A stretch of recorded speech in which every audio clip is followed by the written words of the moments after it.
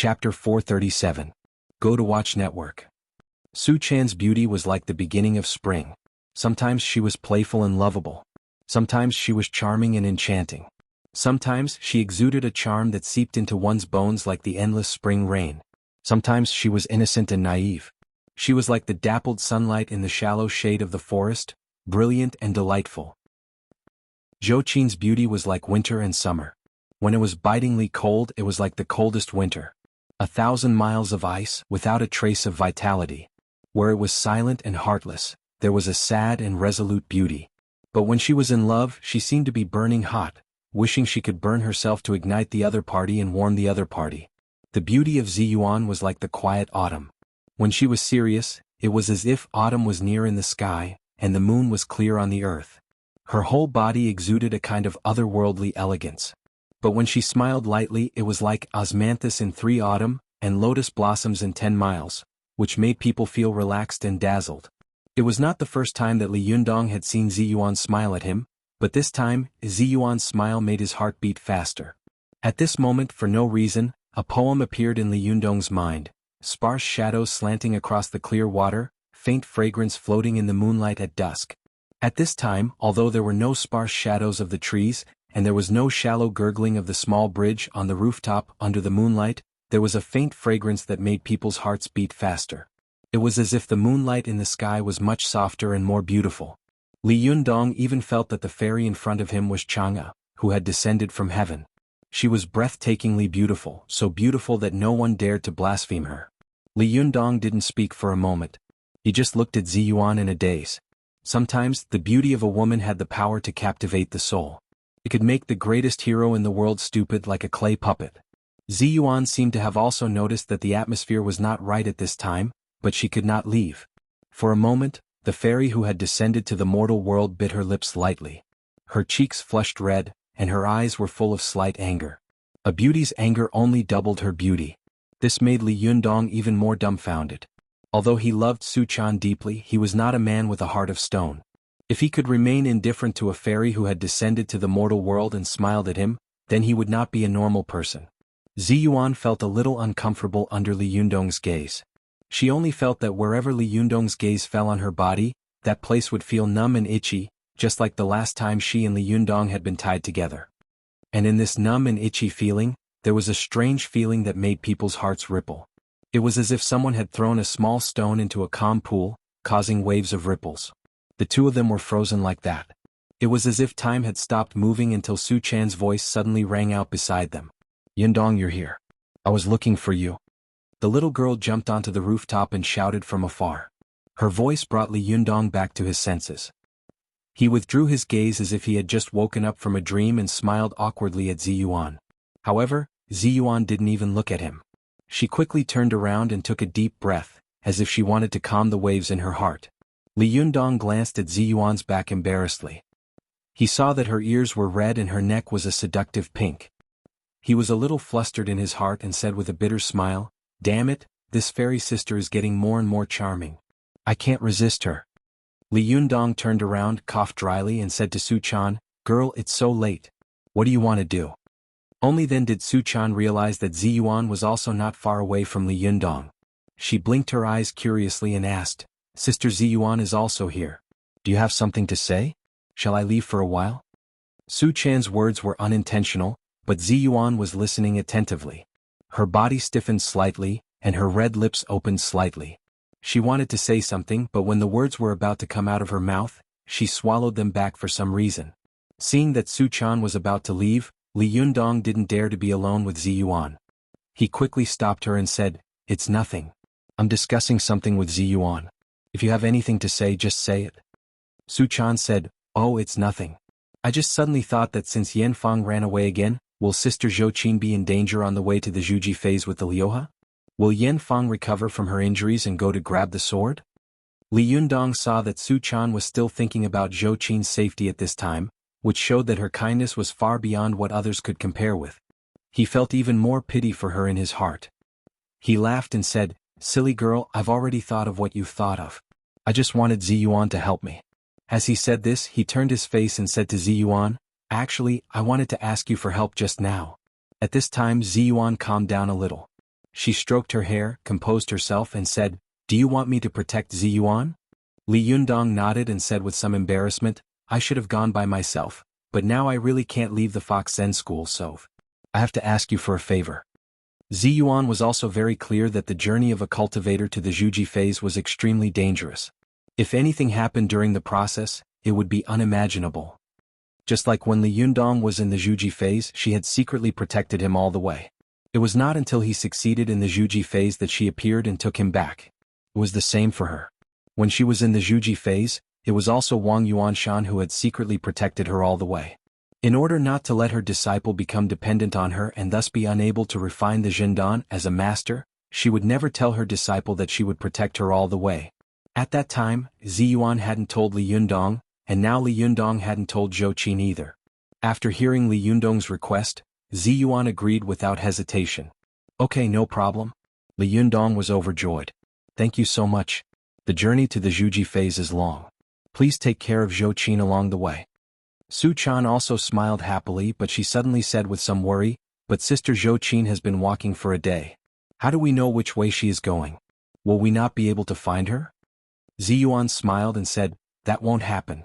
I told Hongling to follow Zhou Qin secretly. She will leave a mark for me along the way. Even if Yen Fang comes again with her and the help of the Liuhe Yen Fang, who has no powerful magical weapon, won't be able to do anything." Li Yundong looked at Ziyuan with admiration and said, "I was wondering why I hadn't seen Hongling for a day. It turns out that you had already arranged it? Even if I hadn't asked you, you would have helped me, wouldn't you?" Ziyuan smiled slightly and didn't answer Li Yundong's question. She changed the topic and said, "Li Yundong, you don't have to worry about Zhou Qin. I'll leave the family and the shop to you these days. I'll set off later. You don't have to worry about Zhou Qin." Li Yundong smiled and nodded at Ziyuan. Then, watching her leave, he turned his face and said to Su Chan, "By the way, Chaner, I also have something to trouble you with." Su Chan was afraid that Li Yundong would leave her and dislike her. As soon as she heard Li Yundong's words, she immediately beamed with joy. She took Li Yundong's arm and said with a smile, Okay, Chaner is not afraid of trouble. What can I do for you?" Seeing the little girl's angry and happy appearance, Li Yundong's heart ached for her, but he was still a little worried and said, "But you have to promise me first. You can't be a hindrance. Otherwise, I won't be able to go out at ease." Su Chan suddenly became nervous. She grabbed Li Yundong's hand tightly and said, "Sir, are you going out? Aren't you going to take a girl with you?" Li Yundong chuckled. He stroked the little girl's hair with his hand and said softly, "Silly girl, I'm going out to do something. Just now, I was discussing with Ziyuan how to catch Yen Fang's yang spirit. When dawn comes, I have to find a powerful magical weapon that can catch Yen Fang, and then I have to go to Shiyuan Temple and ask Master Purin for help." Su Chan looked at Li Yundong with some disappointment. She begged unwillingly, "That girl can also go with you. Don't leave her alone at home. You can ask someone else to help." Li Yundong smiled and said, "Silly girl, now in the Fox Zen school, the only person I can trust is you. Now that Ziyuan and Ruan Hongling have gone out, and Zhou Qin has also gone out to build the Zhuji phase, I will go out again. Although there are 2 Sherbua left in the Fox Zen school, I always feel that they are unreliable, and the remaining little foxes are all useless. I really have no one to trust. If I don't look for you, who else can I look for?" Su Chan was unhappy when she heard this. She pouted and muttered in a low voice, "It turns out that it's because there is no general in Sichuan who can be the vanguard? You still don't like me. If there were others, you would have looked for them, right?" Li Yundong didn't know whether to laugh or cry. He pretended to be angry, pinched the tip of the little girl's nose, and shouted in a low voice, "Be obedient. Do you still want your master to come back or not? Besides, haven't you always been clamoring to be the proprietress? Now that I've handed over the Desanxian store to you and let you manage it, you've become famous, haven't you?" When Su Chan heard this, she was so happy that her eyes curved into crescents. "You want me to be the proprietress? Who's the boss?" Li Yundong laughed and scolded her, deliberately provoking her, "You already know the answer. Are you going to be the proprietress or not? If not, I'll let someone else do it." Su Chan quickly grabbed Li Yundong's arm and said with a smile, "I didn't know you wanted me to do this. Of course. You're so annoying. You promised me, so you can't go back on your word. I can only be the proprietress. No one else can." Li Yundong shook his head with a smile and said, "You little girl. Hey, I'm telling you, I don't need you to make money. You just need to watch over the store for me. Even if you don't make a single cent, it's fine as long as you don't cause any trouble. Su Chan said angrily, "You're so annoying. Am I so useless?" Li Yundong said seriously with a straight face, "Of course it's useful. It's just that my little girl's talent is not in this aspect." Su Chan asked curiously, "Then what's my talent?" Li Yundong burst into laughter. "Your talent lies in causing trouble and causing trouble." Su Chan was so angry that she shouted, "You're so annoying. How dare you laugh at me? You really don't like me?"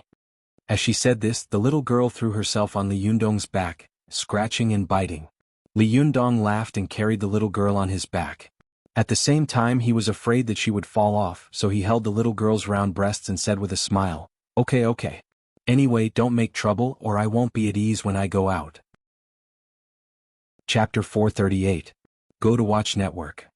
Early the next morning, Li Yundong was ready to go out early. The little foxes also got up early. Ziyuan had already set off to protect Zhou Qin, so she didn't see Li Yundong off. Go to the watch net. After the storm last night, the little foxes, who were usually laughing and joking, had become a lot quieter. Their sect had changed a lot and they had all become a little listless. Li Yundong saw this and sighed in his heart. Before he left, he called Su Chan to him and whispered, "Chaner, I'm not here, so I'll leave the sect to you. You have to show your courage and make your own decisions if there's anything you want to do. If you really can't make up your mind, you can call me." Su Chan blinked and there was a sly look in her eyes. Li Yundong looked at the little girl's eyes and suddenly felt a little uneasy. He reminded her again, "You have to take good care of the shop. Don't make any trouble. We don't need to make money. We don't need that money. Do you understand?" Su Chan giggled and pushed Li Yundong out. She urged, "You're so annoying." "I know. Go. I promise to take good care of the shop." Li Yundong was pushed out by Su Chan with both hands. He kept turning his head to look at Su Chan and said with a strange expression, "Hey, you promised me that you wouldn't cause any trouble." Su Chan said unhappily, "Of course I won't cause any trouble. Do you look down on me? Do you really dislike this chick?" Seeing that Su Chan was raising the issue, Li Yundong could only smile bitterly and say, "Forget it. Even if you really cause trouble, I'll accept my fate. I just hope that you cause less trouble." Su Chan was overjoyed and said with a smile, "That's right. That's my good master. Humph, I don't believe that I can't take care of a small Desanxian." Seeing that Su Chan was about to show off, Li Yundong was shocked and couldn't help but shout in a low voice, "Hey, are you still angry? Do you think that you want to confuse the world when I give you the Shangfang sword?" Su Chan made a face at Li Yundong. "You're so annoying. I just want to do something serious. You're afraid of this and that. You don't support me at all." When Li Yundong heard this, he thought to himself, "It really makes sense." Although the little girl was a little mischievous, her starting point for everything she did was good. It was just that because of some strange reasons she finally messed things up. Sooner or later she would learn to take over this tea house. What was wrong with letting her try it out now? If anything happens, I'll just treat it as a tuition fee. Besides, if you love someone you should support her and let her do what she wants to do. It's not like it's some evil thing that goes against your conscience. Even if he caused trouble, could it be more difficult to deal with than the matter of him killing young Master He? In the past he was poor and a penniless brat. At that time he had already dealt with the troubles. Could it be that now that he was a sect leader he still couldn't deal with these troubles? Thinking of this, Li Yundong simply made up his mind. He rubbed the little girl's hair and said, "Little girl, what you said makes sense. It was your master who thought wrongly. What do you want to do? Just do it. I fully support you. If it doesn't work, I'll just pretend that I never opened this Desanxian tea house." At first, Su Chan was still smiling and moved. When she heard the last sentence, her face suddenly fell. She used both hands to drive away Li Yundong's hands that were rubbing her hair. She covered her messy hair with her hands and stamped her feet coquettishly. After talking for a long time, "You still don't believe that I can make money?" Li Yundong laughed and said, Even if you sell yourself, you might still have to count the money for others. Forget it. You can do whatever you want. Anyway, our background is strong enough now. We don't have to worry about other cultivation sects making trouble. Even if you make Desanxian collapse, I have a way to make it rise again." Su Chan was so angry in her heart. She gritted her teeth and thought to herself, "Damn it, Yundong still looks down on me. He doesn't believe that I can make money. I just want to make money for him." Humph. Li Yundong laughed for a while. He waved his hand at Su Chan and said, "Well, don't look so serious. I'm going out." Su Chan's mind was full of making money, and then making Li Yundong look at her in a new light. There was no pain of parting or lovesickness. She lowered her head and rolled her eyes. She was just waiting for Li Yundong to leave so that she could show off her skills. Li Yundong didn't see Su Chan's expression. He just vaguely felt that something was wrong, but he couldn't tell what was wrong. Moreover, he had made up his mind to prepare for the worst. There can't be anything worse than the collapse of Desangxian, can there? Li Yundong gave a few more instructions to the two Shirbas and the other little foxes of the Fox Zen school, then he went out to look for Du Fei. After watching Li Yundong walk away, Su Chan closed the door. First, she asked Shirbua Lu Yuehong innocently, "Shirbua, are you going to the store with us later?" Lu Yuehong was still immersed in grief. She shook her head and said, "Channer, my heart is in a mess. I'm not in the mood to go. If I go, I'll only add to the chaos. I won't go." Su Chan looked at Zhuang Yiting again and said, "Third Shirbua, are you going?" Zhuang Yiting sighed and said, "Channer, now that our Fox Zen school has undergone great changes, only the leader is left to support the overall situation. Although the sect leader is wise and powerful, and has a high cultivation level, he can't do anything alone. Every time something happens I can't help him and I feel very bad about it. I think I'd better stay at home and cultivate. Even if I can't help, I won't be a burden to everyone in the future." Su Chan blinked her eyes and watched the two Shirbas return to their rooms. Then she turned to the little foxes and said, "What about you?" The little foxes looked at each other and one of them said, "I'll also accompany third Shirbua to cultivate at home." Another said, "Shiji, I'll accompany you to the tea house." Another said, "Shiji, I'm not in a good mood. I don't want to go anywhere." Seeing them talking at once, Su Chan suddenly put her hands on her hips and shouted, "All of you shut up." In the Fox Zen school, Su Chan had always been cute and kind. She never quarreled with others, nor did she get angry with others. Her loud shout immediately startled the little foxes and made them look at each other in dismay. They didn't understand why this little girl had suddenly become so strict. Su Chan put her hands on her hips, raised her head, and stuck out her chest like a general reviewing her troops. She shouted, "Do you know what's going on now? How can you still be sad?" The little foxes looked at each other in confusion and shook their heads at the same time. Someone boldly asked, "Shiji Su Chan, what happened? Is there anything more serious than Chao Yi Sherbua's death?" Su Chan nodded hard and said loudly, "Yes, of course. Chao Yi is a cultivator. Although she's dead, it's not necessarily a kind of transcendence. What about us? We're struggling in this secular world and can't transcend it. If we can't live a happy life, wouldn't it be too miserable?" The little foxes became more and more confused. They said one after another, "But we're very happy in our daily lives." Su Chan stamped her feet and spat, "Bah! What do you know?" The little foxes had never seen Su Chan lose her temper like this. They were all clever and knew that Su Chan was the closest to Li Yundong and was the most favored and trusted by him. She must have known some inside information that they didn't know. Thinking of this, they gathered around her and asked, "What happened?" "That's right, Shiji-chan, tell us." "Shiji Su-chan, tell us quickly." Su Chan snorted and fanned the flames, saying, "Do you know that the leader has begun to dislike us now?" When the little foxes heard this, there was an uproar. "It can't be, the sect leader treats us very well." "That's right. Since when did the sect leader despise us?" Su Chan put her hands on her hips and said bewitchingly, "Just now, leader said that we only know how to make trouble. He said that we can't earn a penny and that we're all losers." As soon as he said this, the little foxes looked at each other in dismay. They remembered that they had indeed caused a lot of trouble for Li Yundong in the Fox Zen school. Suddenly they all felt uneasy. Does the leader really dislike us? Seeing that her bewitchment had worked, Su Chan immediately struck while the iron was hot and said, "Now that leader has left, he has handed over Desangxian to us. This should have been a good thing, but do you know what he said before he left?" The little foxes pricked up their ears and asked, "What did leader say?" Su Chan said indignantly, "He said that he would hand over Desangxian to us and that he would pretend that it had never been opened. If it was destroyed by us, he could just open another one. Tell me, how much does leader look down on us? How much does he dislike us?" Su Chan's previous words were all made up out of nothing, but only this sentence came from the bottom of her heart. It was reasonable and well-founded, so when she said it, she seemed to be particularly righteous and credible. The little foxes were filled with resentment when they heard this. They stamped their feet and said angrily, "Leader has gone too far. Are we so useless?" Su Chan snorted and said, "That's too much? There are even worse things to say." At this time, the little foxes were already angry and they all shouted, "What else? Say it, say it." Su-chan said loudly, "I asked him, do we look like troublemakers?" Yundong said, "No, you are a group of big trouble."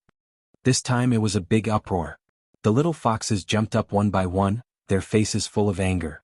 As the saying goes, a man lives with a face and a tree lives with a layer of skin. The little foxes also needed face. His own sect leader actually looked down on him so much, how could he do that?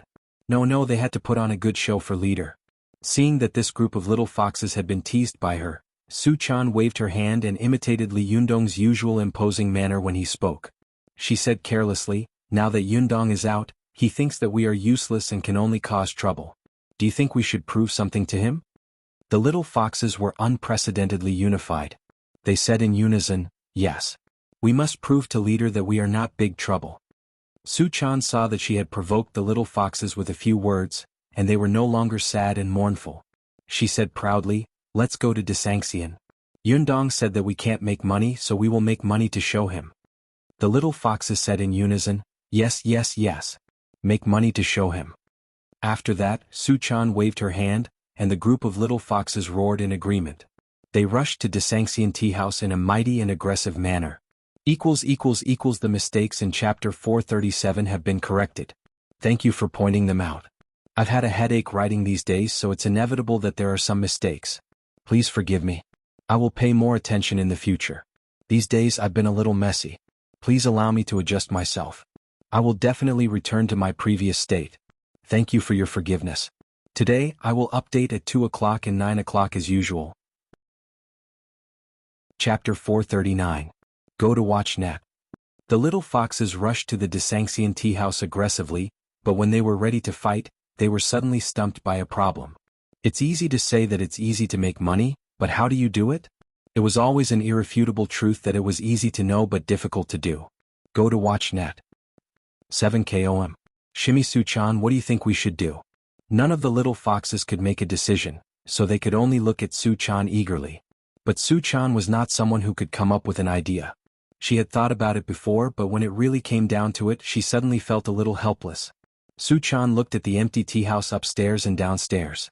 She thought blankly, when Yundong was here, there were no customers in this tea house. Now that it's our turn to run it, what can we do? After getting along with Li Yundong for a long time, Su-chan had subconsciously developed a strong dependence on him. She didn't have to worry about anything, and Li Yundong would naturally make the decisions. But when Li Yundong left, Su-chan suddenly felt a little at a loss. Although she wanted to prove something and had the ability to incite the little foxes to make trouble with her, she had no idea how to do it. Su-chan looked at the pairs of eyes staring at her. She didn't feel a little flustered, but now that things had come to this, she couldn't go back on her word. Su-chan was at a loss, so she thought about how Li Yundong had dealt with these things in the past. Soon she had an idea and said seriously, "This Desanxian tea house doesn't belong to me alone. We have to think of a way together." When the little foxes heard this, they looked at each other and said, "Su-chan, you can make the decision." Su-chan didn't want to do it. She shook her head like a rattled drum and said, No, one person's wisdom is short, but everyone's wisdom is long. If we work together, we can always come up with a good idea." While she was talking, many guests had already gone in to drink tea in the tea house of Zhao, but their side was deserted. Su-chan pointed to the tea house of Zhao opposite Desanxian and said, "When we opened, we greatly suppressed their limelight. Now we can't be weak. If they can have guests, why can't we? Let's all think about it. Why are the guests refusing to come in?" One of the little foxes raised her hand and said weakly, "Didn't the sect leader say this before?" Su-chan was stunned. Has Yundong already said it? The little foxes immediately said, "Yes, an old lady came before. Didn't she tell us the reason?" Su-chan patted her head and said with some annoyance, I remember now. It's because there are too many beautiful women and officials here. The guests may think it's too expensive and dare not come in, right?" The little foxes nodded their heads like chicks pecking rice. Yes. Su-chan stomped her feet angrily. Right? What right? I'm a natural-born beauty. Don't tell me the guests will come just because I'm an ugly freak? The little foxes all laughed and nodded in agreement. That's right. Su-chan saw that they were all laughing and hadn't come up with a single idea, so she said angrily, "Why are you still laughing? Hurry up and think of a way. If the guests don't come, we'll find a way to let them in." At this time the little foxes did not speak. One of them lowered her head and rolled her eyes. Some of them looked at each other blankly, and some of them stared at the tips of their toes as if a flower had grown out of them. Su-chan saw that they had become silent at the last minute, so she said angrily, "Why aren't you talking? Weren't you very aggressive just now?" At this time one of the little foxes boldly said, "Su-chan Shiji, it was you who encouraged us just now." Su-chan was so angry that she said angrily, "Don't you have any shame? Is that what I was doing? That's fanning, ahem, that's calling the hearts of the people." Seeing that none of the little foxes were willing to stand up for her when she asked them to come up with ideas, she made up her mind. She pointed at one of the little foxes and said, You think of a way." The little fox's name was Lingyu. She had a palm-shaped face, picturesque eyebrows, and vermilion lips. When she saw Su-chan pointing at her, she exclaimed in surprise, "Me? Me?" Su-chan nodded and said, "Yes, you. You think of a way." Lingyu glanced at the others and saw that these senior sisters and junior sisters, who usually called each other sisters, quickly moved their gazes away.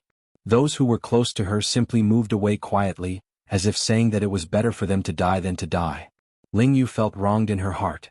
She muttered, "There are so many people, but why did you call me?" Su-chan saw her muttering and she could hear what she was saying clearly, but she simply played dumb and asked, "What did you just say?" Lingyu smiled apologetically and said, "Su-chan Shiji, I really can't think of any good ideas." Su-chan said angrily, "Even if you can't think of one, you have to." Lingyu's face was full of indignation. "What?" Su-chan also said angrily, "Because I'm the boss wife." This sentence immediately made Lingyu feel discouraged. It was really a case of having a higher position than others. She lowered her head in annoyance and subconsciously looked at her Shiji and Shimi, only to see them all covering their mouths and snickering, taking pleasure in her misfortune. She felt depressed in her heart. However, Lingyu suddenly heard melodious music coming from outside the pedestrian street. It was the music that some shops were playing to attract customers' attention. She suddenly had an idea. She raised her head and said excitedly, "I've got a way, I've got a way." Su-chan quickly asked, "What way?" Seeing that she had actually come up with a way, the other little foxes also looked at her curiously and asked at once, "Say it, Lingyu, say it." "Oh, I knew that Lingyu Shimi is the smartest. You really live up to our expectations. Aha, I have high hopes for you." Lingyu rolled her eyes at them and said to Su-chan, "Su-chan Shiji, look at the shops outside playing music to attract customers. Do you think we can also play music to attract customers?" When Su-chan heard this, she was overjoyed. "That's a good idea." When the other little foxes saw that Lingyu's method had been adopted, they all felt relieved. They didn't have to worry about being interrogated by Su-chan anymore. They gathered around and said noisily, "That's right, I've thought of this method for a long time. I just didn't say it out loud." Su-chan was furious. She turned her head and glared at them. "What are you talking about? I'll let you come up with another idea." This time, the little foxes immediately retracted their heads and covered their mouths, not daring to speak again. Seeing that the arrogance of the little guys had been suppressed, Su-chan turned her face and said to Lingyu, "Well, it's a good idea, but what should we play? We don't have such sound equipment." The little girl had been in the secular world for a long time, and she knew more and more things. She soon saw the difficulty of this method. Lingyu asked tentatively, "Then shall we buy one first?" Su-chan was stunned for a moment. "Buy one? How much?" A little fox immediately raised her hand and shouted eagerly, I know. I noticed it when I went shopping last time. There are cheap and expensive ones. The cheap ones are only a few hundred yuan." Su-chan thought for a moment and said, "After all, our tea house has been visited by the governor. We can't lower our status by selling such junk, can we? How much is the expensive one? If we're going to use it, we'll use the expensive one." The little fox immediately quoted the price like a machine gun. 166,888 yuan. As soon as the price was quoted, Su-chan and the little foxes gasped. Su-chan shook her head like a rattle. No, we can't afford it even if we sell ourselves. Besides, we haven't earned a penny yet. How can we spend so much money? Can we earn it back?" Seeing that Lingyu's idea was obviously going to fail, the little foxes were afraid that Su-chan would ask them again, so they began to flatter her. "Su-chan, you're so right. You're really wise and intelligent." As they spoke, they pointed at Lingyu and said, "Lingyu, look at what idea you've come up with." Lingyu was so angry that she shouted, "Then come up with an idea." The little foxes immediately distanced themselves from her and drew a clear line. You came up with the first idea, so naturally, you have to be responsible for the second one. To be an excellent fox spirit, you have to finish what you started. Ling Yu was furious. She bared her fangs and brandished her claws, wanting to pounce on these immoral guys. Su Chan saw that they were about to fight among themselves before they even welcomed a single guest. She hurriedly comforted Ling Yu and said, "Ling Yu, your idea is good, but it's not feasible. Think of another feasible one." Ling Yu said angrily, "What can I do?"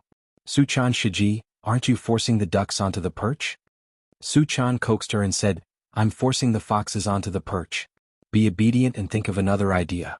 When Yundong comes back, I'll ask him to give you more pocket money and not give it to these guys." Hearing this, Ling Yu was overjoyed. She clapped her hands and laughed. "That's good." When the other little foxes heard this, they all said unhappily, "No, no, how can you do this?" Su Chan put her hands on her hips and said angrily, "Then you should also think of a way." Since it was such a big matter as pocket money, the little foxes didn't dare to neglect it. They all tilted their heads and frowned, thinking hard. After a while, Ling Yu was the first to come up with a solution. She asked tentatively, "Su Chan Shiji, since we can't afford to buy a stereo or something, why don't we just sing by ourselves?" The little foxes' eyes lit up and they all shouted, "Yes, yes, I have the same idea. Yes, don't we know how to sing by ourselves? Yes, yes, do it by ourselves." Leader said that if we do it by ourselves, we will have enough food and clothing. Su Chan was overjoyed and said, "Yes, that's a good idea. But what should we sing?" Ling Yu smiled and said, "What else can we sing? Of course we can sing it. Anyway, we only know a few songs back and forth." Su Chan quickly asked, "Which ones do you know?" Without thinking, Ling Yu blurted out, "Second sister Wang misses her husband." Su Chan was instantly dumbfounded. She was dumbfounded and tongue-tied. She stammered, What? Wang, second sister Wang misses her husband?" The other little foxes also said, "There are others." Su Chan asked in a daze, "What else?" The little foxes were proud of themselves. They shook their heads and said in unison, "The little widow visits the grave." Although Su Chan was a little naive, she was not a fool. When she had returned to Mount Tianlong with Li Yundong last time, she had seen Li Yundong being shocked by the song sung by the Fox Zen school. He had almost gone crazy. Although she didn't know what was wrong with singing this song, she always felt that it was a little inappropriate to sing Second Sister Wang misses her husband, and the little widow visits the grave in such a dignified and elegant tea house. The little foxes didn't think so much. In their opinion, in this situation, they had to deal with Su Chan as soon as possible. As for their previous anger, they had long thrown it out of their minds. Li Yundong's contempt was far away, and they could slowly deal with it when the leader came back. But Su Chan was forcing them to come up with ideas, which was really killing them. Thinking of this, the little foxes all shouted, "Su Chan, don't think so much. Just sing this song." Su Chan's eyes went blank. She said in a low voice, "The tea house of Desangxian is singing Second Sister Wang misses her husband and the little widow visits the grave?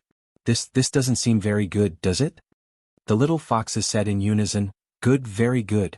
If you don't believe me, listen to us sing. I guarantee that there will be a lot of guests." Seeing that the little foxes were a little out of control, Su Chan cried in her heart, "Oh no, oh no. This is definitely not right. Something is definitely going to happen. Alas, I shouldn't have let them come up with ideas. I had thought that one person's wisdom was short, but everyone's wisdom was long. However, why did it look like one person's wisdom was long, but everyone's wisdom was short?" Chapter 440. Please remember the domain name of this site, or search on Baidu Sanlian Literature website. Seeing that the little foxes were about to sing "The Little Widow Goes to the Grave" and Wang Erji Misses Her Husband, two very harmonious folk tunes, Su Chan suddenly felt a headache coming on. She secretly regretted it. "I can't mobilize the people at will. Now it's all over." Just when she was at her wit's end, she suddenly saw a fiery red Lamborghini rushing to the tea house. A beautiful woman in a black uniform and short skirt jumped out of the car. Before she entered the building, she shouted angrily, "Li Yundong, come out." Su Chan took a closer look and said curiously, "Hey, isn't this Chow Kefi, President Chow?" Su Chan quickly stopped the little foxes who were about to sing and greeted Chow Kefi as if she had seen her savior. "Oh, President Chow, why are you here? Come in, come in." Chow Kefi was surprised by Su Chan's enthusiasm. She was stunned for a moment and said casually, "Where's Li Yundong? Where is he? Hurry up and ask him to come out. This bastard has gone too far." Su Chan welcomed Chow Kefi into the tea house and sat down. She enthusiastically poured tea for her and asked, "President Chow, what did Yundong do to you?" Chow Kefi looked around the tea house as if she was looking for Li Yundong's whereabouts. She said angrily, "Do I still need to mention it? Last night he tortured me so much that he ran away without saying a word. Am I just air in his eyes? Does he think he can come and go as he pleases?" Chow Kefi was a little speechless. The little foxes smiled ambiguously and looked at Su Chan. "Oh, so the leader went out to eat?" Although Su Chan knew that there was no such thing, she still felt a little upset. She said slightly angrily, "President Chow, what are you talking about?" Only then did Chow Kefi react. She quickly patted her forehead and apologized to Su Chan with a smile. "I'm sorry, I was so angry that I was confused. Last time, Li Yundong asked me to pretend to be injured and lie in the hospital, saying that he wanted to lure out the real murderer for me. But he was caught and his soul ran away with him. His body stayed there like a clay puppet for a long time. When he finally came back to his senses, he ran away again without saying a word. I can't even get through to his cell phone. What do you think is going on?" As she spoke, Chow Kefi became excited again. She stood up and looked around. "Where's Li Yundong? Ask him to come out and give me an explanation. What the hell is this?" Only then did Su Chan understand why Chow Kefi was questioning her. She quickly smiled and said, "President Chow, Yundong went out early in the morning." Chow Kefi said angrily, "Is he avoiding me? Am I that scary?" Su Chan smiled apologetically and explained what had happened the day before. She only hid their true identities. After hearing what had happened, Chow Kefi's anger gradually subsided. She sat down slowly and sighed softly. "It turned out that I was being unreasonable. I didn't expect so many things to happen." Su Chan brought the teacup to Chow Kefi and said with a smile, "Yes, Yundong went out early in the morning to prevent Yen Fong from hurting you again." Chow Kefi had always been very confused. She had no grudge against Yen Fong, so why did she want to kill her? Chow Kefi took the teacup and drank it in one gulp. She asked curiously, "Has this matter been reported to the police?" Su Chan shook her head and said, "President Chow, you should know that we are not ordinary people. We are cultivators. The affairs of cultivators should be solved in the cultivation world. We can't involve the secular world." Chow Kefi sighed and said, "When I first saw Li Yundong, I felt that he was not an ordinary person. Now it seems that this guy is really not an ordinary person." Su Chan poured tea for Chow Kefi and said with a smile, "When I first saw him, I didn't think he was anything special." Chow Kefi laughed and gave Su Chan a meaningful look. Looking at Su Chan's young and beautiful face, she suddenly felt a little sour in her heart for no reason. She thought to herself, "Why did God let me meet Li Yundong, my enemy? This damned enemy is so elusive. When he needs help, he will appear. When he doesn't need help, he will disappear without a trace. Damn it, damn it." Thinking of this, Chow Kefi couldn't help but feel resentful. She looked around and asked, "Is today the first day of business? Li Yundong didn't even show up on the first day of business? He just left such a big business to you? That's too much." Hearing this, Su Chan's heart skipped a beat and she thought to herself, "Yes, President Chow is a strong business person. She must have a way, and the way she comes up with is definitely better than ours." Su Chan immediately asked, "By the way, President Chow, we are worried. Since this tea house opened, no customers have come. I'm so worried that my hair is going to turn white. Hurry up and think of a way for us." Chow Kefi's mind was on Li Yundong, her enemy. She replied casually, "In fact, it's very simple. The hardware facilities of your tea house are good, but the software facilities are a little worse. Naturally, no customers will come." Su Chan blinked her eyes and asked, "What software facilities?" When the other little foxes saw that Su Chan had finally changed her target and wouldn't let them come up with any ideas, they immediately felt relieved. They gathered around and looked at Chow Kefi eagerly, waiting for her to come up with an idea. Chow Kefi acted as if she hadn't seen them and said casually, "It's service. If you sit here foolishly, of course no customers will take the initiative to come in. The hardware of your tea house is at the level of Shangri-La, but the software is far inferior. It should match the level of Shangri-La." Su Chan listened in a daze. Although she didn't fully understand, she finally understood what Chow Kefi had said, "Get customers." But how to solicit customers? Su Chan wanted to ask again, but she saw that Chow Kefi seemed to be in a daze. She swallowed the words that were about to come out of her mouth, a little embarrassed to disturb her again. But after thinking for a while, the little girl didn't know what to do, so she turned her head to discuss with the little foxes. "Hey, what is Shangri-La?" Su Chan asked in a low voice. The little foxes looked at each other in dismay. How could they answer her question? Only Ling Yu boldly said, "Does it mean to pull the guests in enthusiastically?" Su Chan was stunned. Before she could speak, the little foxes pretended to understand and nodded one by one. Well, it's very possible. That's right. Su Chan felt that something was wrong, but she couldn't think of a good way, so she turned her face back and asked Chow Kefi tentatively in a low voice, "President Chow, what does Shangri-La mean?" Chow Kefi didn't hear Su Chan's words at all. She was in a daze and replied casually, "Yes, you have to be enthusiastic and take the initiative in doing business." Su Chan suddenly understood. Oh, does Shangri-La mean to pull customers in enthusiastically? Understanding this, Su Chan turned her face and said to Ling Yu, "You go to the Shangri-La at the door." Ling Yu was dumbfounded. She widened her eyes and pointed at her nose. "I'll go?" Su Chan glared at her. "Of course, do you want me to go?" Ling Yu looked aggrieved and glanced at the other little foxes. "Why don't they go?" The other little foxes immediately drew a clear line with her and said one after another, "You're the one who said Shangri-La. Of course you should go." Ling Yu cried out in grievance, "Why do I have to go for everything?" Seeing this, Su Chan quickly coaxed her, Okay, when Yundong comes back I'll ask him to give you more pocket money." Ling Yu looked indignant. "I want double." Su Chan's face darkened. "We haven't even had a customer come in yet, and you're already bargaining. If you don't get any customers in, I'll double your pay." Ling Yu cursed in her heart, but the status and prestige of the lady boss couldn't be ignored. If she went back in blue pillow talk, how could she go about it? Ling Yu didn't dare to argue. She could only curse in her heart and walk to the door unhappily. As soon as she walked to the door, she saw a middle-aged man in a suit and leather shoes poking his head into the tea house. Ling Yu was overjoyed. She hurriedly ran over and said in a greasy voice, "Sir, would you like to come in and have a cup of tea?" The man was shocked. He saw that Ling Yu was exceptionally beautiful, and her eyebrows and posture revealed a kind of seductive charm that ordinary women didn't have. His heart suddenly thumped and he stammered, Sir?" Ling Yu quickly corrected herself. "Sir, would you like to have a cup of tea?" The little fox's voice was delicate, but the man's bones softened a little. He asked foolishly, How much is a cup of tea?" How could Ling Yu know this? She turned her head and shouted at Su Chan, "Madam, how much is a cup of tea?" Su Chan was also stumped. This was the first day she had taken over the tea house. Not to mention how much a cup of tea cost, she didn't even know what kinds of tea there were in the tea house. Seeing that a customer was showing signs of interest, Su Chan didn't want to miss this auspicious opening opportunity. She hurriedly trotted out and said with a smile, "It's very cheap. Come in and have a drink."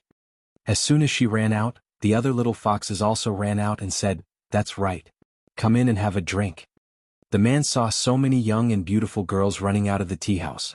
Although they were all different in appearance, they were all stunning beauties. He was shocked and thought to himself, "Oh my God, there are so many top-grade beauties in a tea house. How much does a cup of tea cost? I will go bankrupt, won't I? Forget it, I won't be able to explain to my wife when I go back. I'd better leave quickly." But even though he was thinking this, how many men could really have the willpower to turn around and leave gracefully in front of such beautiful women? The man turned his body halfway, but his feet seemed to have taken root and he couldn't move no matter how hard he tried. Seeing this, Su Chan quickly winked at the other little foxes. The little foxes understood and said with a smile, "Sir, come in and have a cup of tea." After that, they pulled the man and hugged him as they walked inside. Surrounded by so many little foxes, the man's reaction time and intelligence had dropped a lot. He was pulled in a daze. At this time, Chow Kefi, who was sitting in the hall, came to her senses when she heard the noise. She saw the group of little foxes almost carrying a man in. The man kept looking back, his eyes frightened and uneasy, but his feet were involuntarily pulled in. His steps were light as if he were walking on clouds. Chow Kefi was shocked. After Su Chan and the others took the guest to the second floor and sat down, she greeted Su Chan, called her over and whispered, "Hey, what are you doing?" Su Chan blinked and asked in confusion, "We're soliciting customers." Chow Kefi was shocked and stammered, Are you soliciting customers?" Su Chan giggled and said, "Didn't you say so? It's called Shangri-La, doesn't it mean to enthusiastically pull the guests in?" Chow Kefi almost collapsed. "Is that what Shangri-La means? How can you see this layer of meaning? Besides, even if that's what it means, is this Shangri-La? You're just trying to pull people in." To quickly find this site, please search on Baidu Sanlian Literature website. Chapter 441. Please remember the domain name of this site. Or search on Baidu Sanlian Literature website. Su Chan looked at Chow Kefi's frantic expression and asked in confusion, "What's wrong? Is there something wrong?" Chow Kefi didn't know whether to laugh or cry. Of course not. Su Chan was tongue-tied. But that's what you told me just now. Chow Kefi was dumbfounded. I said that? How is that possible? Su Chan quickly turned her head to look upstairs, looking for reinforcements. She shouted, "Hey, did President Chow just say that Shangri-La means to enthusiastically pull guests in?" Her voice was crisp and clear. All the little foxes poked their heads out and looked down. They shouted in unison, "Yes, President Chow said it. We all heard it." Chow Kefi raised her head to take a look. Wow, this row of beautiful girls with bright eyes, white teeth, red lips, and white teeth was really an enchanting scene. The only thing that was a little discordant was the guest who was forcibly dragged in. He also stuck his head out, his face full of resentment as he wanted to take a look at the initiator of all this. Chow Kefi quickly withdrew her gaze and said with a dry smile, "Su Chan, this is a misunderstanding. Shangri-La is a ranking, not the meaning of pulling guests in, and, even if it is, you can't force guests in. This business has to be consensual." As soon as she finished speaking, the middle-aged guest upstairs immediately shouted, "Yes, yes, let me go. I can't afford to drink your tea." When the little foxes heard this, they were unhappy. They thought to themselves, "It's not easy for a guest to come. How can we let him go? No, at least open the shop first."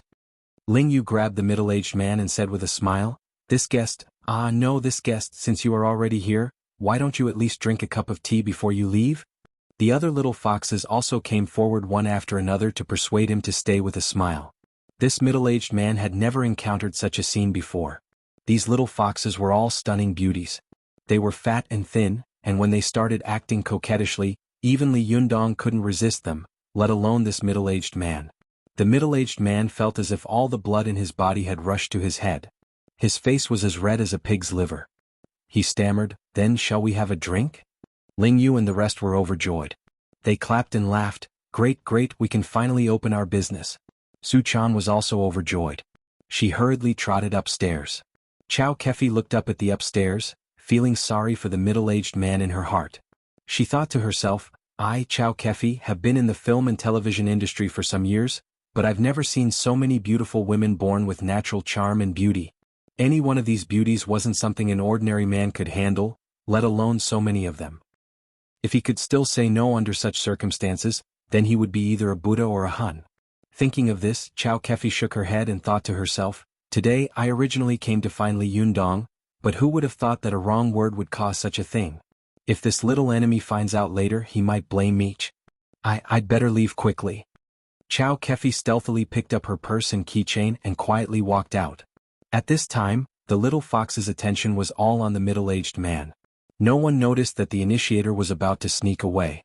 At first, Chow Kefi felt a little guilty. She sneaked to the door but no one stopped her. She boldly looked back, only to see that the middle-aged man on the second floor had been so fascinated by the array that he couldn't recognize anything. She muttered in a low voice, my dear friend, good luck. I'll leave first.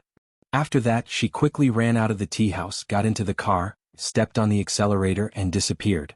At this time, the middle-aged man was in the tea house. In front of him, there were beautiful young girls with pleasant appearances. They were busy helping him set up the tea set and taking care of everything around him. He looked around and saw that in addition to these little beauties in the tea house, all of them were incomparably stunning. The decor was also very classy and stylish. There was an antique charm everywhere. With one look, he could tell that the design was original and ingenious, and it was the work of a master. The middle-aged man panicked even more. He thought to himself, it seems that I can't escape today. I wonder how much a cup of tea in such a high-end tea house will cost. Thinking of this, he carefully asked Ling Yu, who was the most enthusiastic, excuse me, how much is a cup of tea here? Ling Yu blinked and turned to look at the other little foxes. The other little foxes also blinked and turned to look at Su Chan. When Su Chan saw that everyone was looking at her, she subconsciously looked downstairs at Chow Kefi. She wanted to ask her opinion, but when she looked, she saw that the downstairs was empty. There was no one there. Chow Kefi had already disappeared without a trace. Su Chan complained in her heart, but she suddenly had an idea.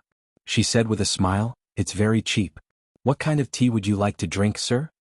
When the middle-aged man heard the word very cheap, he became even more uneasy. He thought to himself, it seems that black market businessmen who cheat customers will say this, right? He asked tentatively, what kind of tea do you have here? Su-chan was delighted. I know this girl. She counted her fingers and said as if she were counting her family treasures, we have Junshan silver needles here as well as the most high-end Baihao silver needles. Of course, if you don't like Junshan silver needles, Baihao silver needles, we also have Shenyang silver needles and Jinghe silver needles here. As the little girl spoke, she set the tea set aside, looked at the middle-aged man eagerly and asked, Sir, would you like to try some Baihao silver needles? Su-chan was not only beautiful and charming, but her voice was also soft and innocent, revealing a kind of bone-melting softness. The middle-aged man was fascinated by Su-chan and nodded subconsciously. However, as soon as he nodded, he regretted it and asked, how much? Su-chan said with a smile, it's not expensive. It's very cheap. After that, she immediately asked the little foxes to boil water. After a while, when the water in the small teapot boiled, she began to make tea herself. The little girl's talent and understanding were extremely high. These days she had also learned some tea skills from Ziyuan. In addition, she was a great beauty who could bring disaster to a country and cause suffering to the people. Even if she didn't know how to make tea, just sitting there added a bit of aroma to the tea. As Su-chan made the tea, she said softly, Here, this is the finished tea of Baihao silver needles. Look at the fat buds, covered with white hairs, and they are as straight as needles. How about it? Is it authentic? The middle-aged man stared at Su-chan eagerly and nodded, saying, Authentic, authentic. He didn't know whether he was talking about the tea leaves or Su-chan. After nodding, he subconsciously asked, How much is it? Su-chan was a little unhappy with the question. She glared at him and said, You're so annoying. You always ask about the price. Tasting tea is a very elegant and artistic thing. Don't make it smell like money, okay? The middle-aged man smiled embarrassedly and said, Yes, yes. But in his heart, he felt very wronged and muttered, If it's really elegant, don't force me to come in. Su-chan didn't know what the middle-aged man was thinking. She continued, Look, the shape of this Baihao silver needles is unique among famous teas. It's really a treasure among teas. Tasting it and drinking it, it has a unique flavor. Look, the silver light in this cup of tea is shining, and the silver needles are standing upright like spears, rising and falling. Isn't it beautiful? The middle-aged man stretched his neck and took a look. Sure enough, he saw the silver needles and tea leaves standing upright in the teacup, like a forest of spears. He couldn't help but nod and praise, Yes, it's beautiful. Su-chan smiled and brought the teacup to him. It's better to drink than to look at it. The middle-aged man smelled the fragrance of the tea and felt that it was refreshing. For a moment, he forgot the grievance of being forced to come in and the anxiety of being cheated at any time. He picked up the teacup, blew it gently and then drank it in one gulp. After drinking this cup of tea, the middle-aged man's eyes suddenly lit up, and he couldn't help but exclaim, Good, good tea. He subconsciously reached for his wallet and said carefully, After drinking the tea, you should let me go, right? But unexpectedly, Su-chan saw that he drank the tea like a pig eating ginseng fruit. She suddenly became angry and said, How can you drink tea like this? Besides, how can you only drink one cup of tea? The middle-aged man was stunned for a moment. He put his hand down from his wallet and said timidly, Do you still want to drink? Su-chan said angrily, Of course, the first cup of tea is not the most delicious. The first cup is like a virgin, delicate but a little immature. The most delicious is the second cup of tea. At this time, the tea is like a young woman, the most amorous and memorable. After that, Su-chan made another cup of tea and brought it to the middle-aged man. Just listening to Su-chan's words, the middle-aged man felt that his imagination was running wild and his desire was eroding his bones. He took the tea in a daze and carefully drank it up this time. Then he smacked his lips and sighed, It really tastes different. Su-chan smiled and waved to the little foxes beside her, indicating for them to change the tea leaves. The middle-aged man watched them change the tea leaves and couldn't help but ask curiously, Why did you change the tea leaves? You've only made it twice. Su-chan smiled and said, The tea made by the third time is like a middle-aged woman. Although it's still charming, it's too old to be used to entertain guests.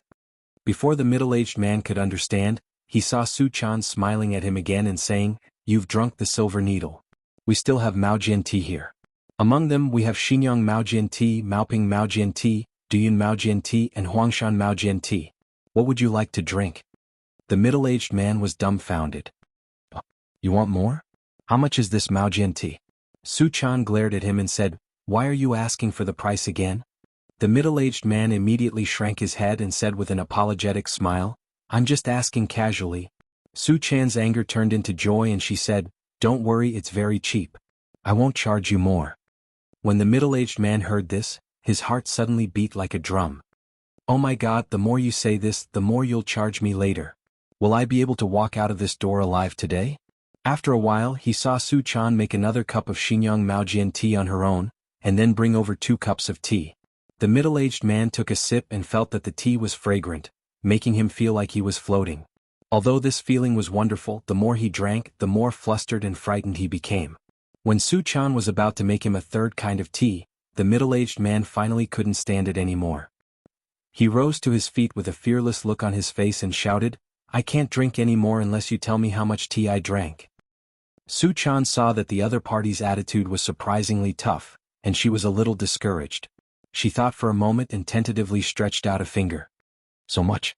As soon as the middle-aged man saw this finger, his legs and stomach suddenly trembled. He fell into his seat and howled with a pale face, 10,000? Oh my God, do you want me to live? To quickly find this site, please search on Baidu Sanlian Literature website. Chapter 442. Please remember the domain name of this site. Or search on Baidu Sanlian Literature website. The middle-aged man let out a dry howl, which immediately startled Su Chan and the little foxes. The little foxes looked at each other, and Ling Yu couldn't help but shout, Do you know that these tea leaves are of the best quality? Ordinary people can't drink them at all, let alone see our lady boss's good tea skills. The middle-aged man howled, wanting to cry but having no tears. That's too expensive. At first, Su Chan had only wanted to charge him 100 yuan as a token of good luck. However, she had never expected that the man would mistake it for 10,000 yuan. Su Chan quickly waved her hand and explained, No, it's not 10,000 yuan. The middle-aged man trembled all over, his face ashen as he said in a trembling voice, Could it be 100,000 yuan? Ling Yu and the other little foxes didn't know the seriousness of the matter. Seeing that the man was raising the price higher and higher, they were all overjoyed and thought to themselves, The more money he makes, the more we will get. The little foxes, who were eager to see the world in chaos, began to fan the flames and say, 100,000 yuan is normal. We are the only tea house in the world that can drink such immortal tea. If you're not destined to drink it, you won't be able to. The middle-aged man looked at them with a pale face. He finally understood one thing. It turned out that he had really entered a black shop. He quickly touched his wallet, took out a stack of bills and said in a trembling voice, All my money is here. Ladies, let me go, will you? As soon as the middle-aged man put the money on the table, the little foxes rushed to pick it up and count the money with a smile. Su Chan felt that something was wrong. She quickly grabbed the money, put it on the table and said, No, it's not this money. Don't take it. However, the little foxes misunderstood her. They quickly put the money on the table again and said loudly, Yes, it's not this much money. The middle-aged man's face was full of tears. He searched his body again and took out all the money he had on him. He choked with sobs and said, Beauty, this is all I have. I don't have any more. The little foxes stretched their necks and looked at the pile of money on the table. They didn't know how much it was, but the colorful money made their eyes a little confused. Seeing that their attention had been diverted, the middle-aged man quickly turned around and ran downstairs. Seeing this, Su Chan quickly chased after him and shouted, Hey, you don't need so much money. The middle-aged man escaped from the witch's cave with great difficulty. How could he believe it? He didn't even look back and just kept running. Su Chan saw him rushing to the street. She couldn't go to the street to pull him back, so she shouted, You haven't finished your tea yet. The middle-aged man staggered and almost fell. He screamed with grief and indignation, I don't want to drink any more. I can't afford it. His dry howl immediately attracted the attention of passers-by. Seeing that everyone was pointing at her, Su Chan quickly ran back to the tea house. After returning to the tea house, Su Chan looked at the little foxes who were happily counting money. She felt strange and couldn't help but say, Did we do something wrong? Why do I feel like something is wrong? The little foxes didn't think that they had done anything wrong at all.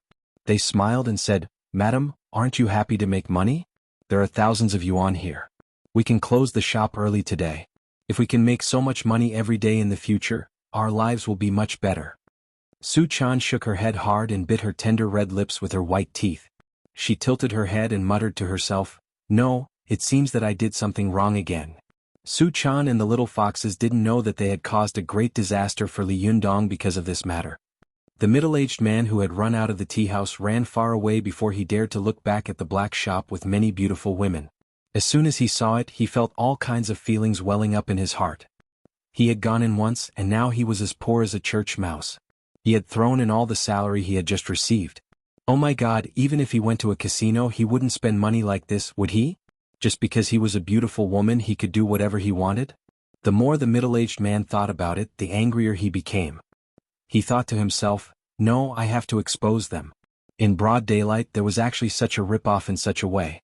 Thinking of this, the middle-aged man immediately took out his mobile phone and dialed the number of the TV station, quickly telling them what had happened just now. Not long after, the TV station's news interview car roared over, and a young man and a beautiful woman in uniform got out of the car. When the middle-aged man saw them, he immediately went forward to greet them, like a poor farmer who had been bullied and kept complaining, "You're here. You have to uphold justice for me. The salary I just received is gone. How can I explain it to my wife when I go home?" This young man was Han Lin, who had pursued Feng Na before. He carried the camera and asked excitedly and curiously, "Where is the black shop you mentioned?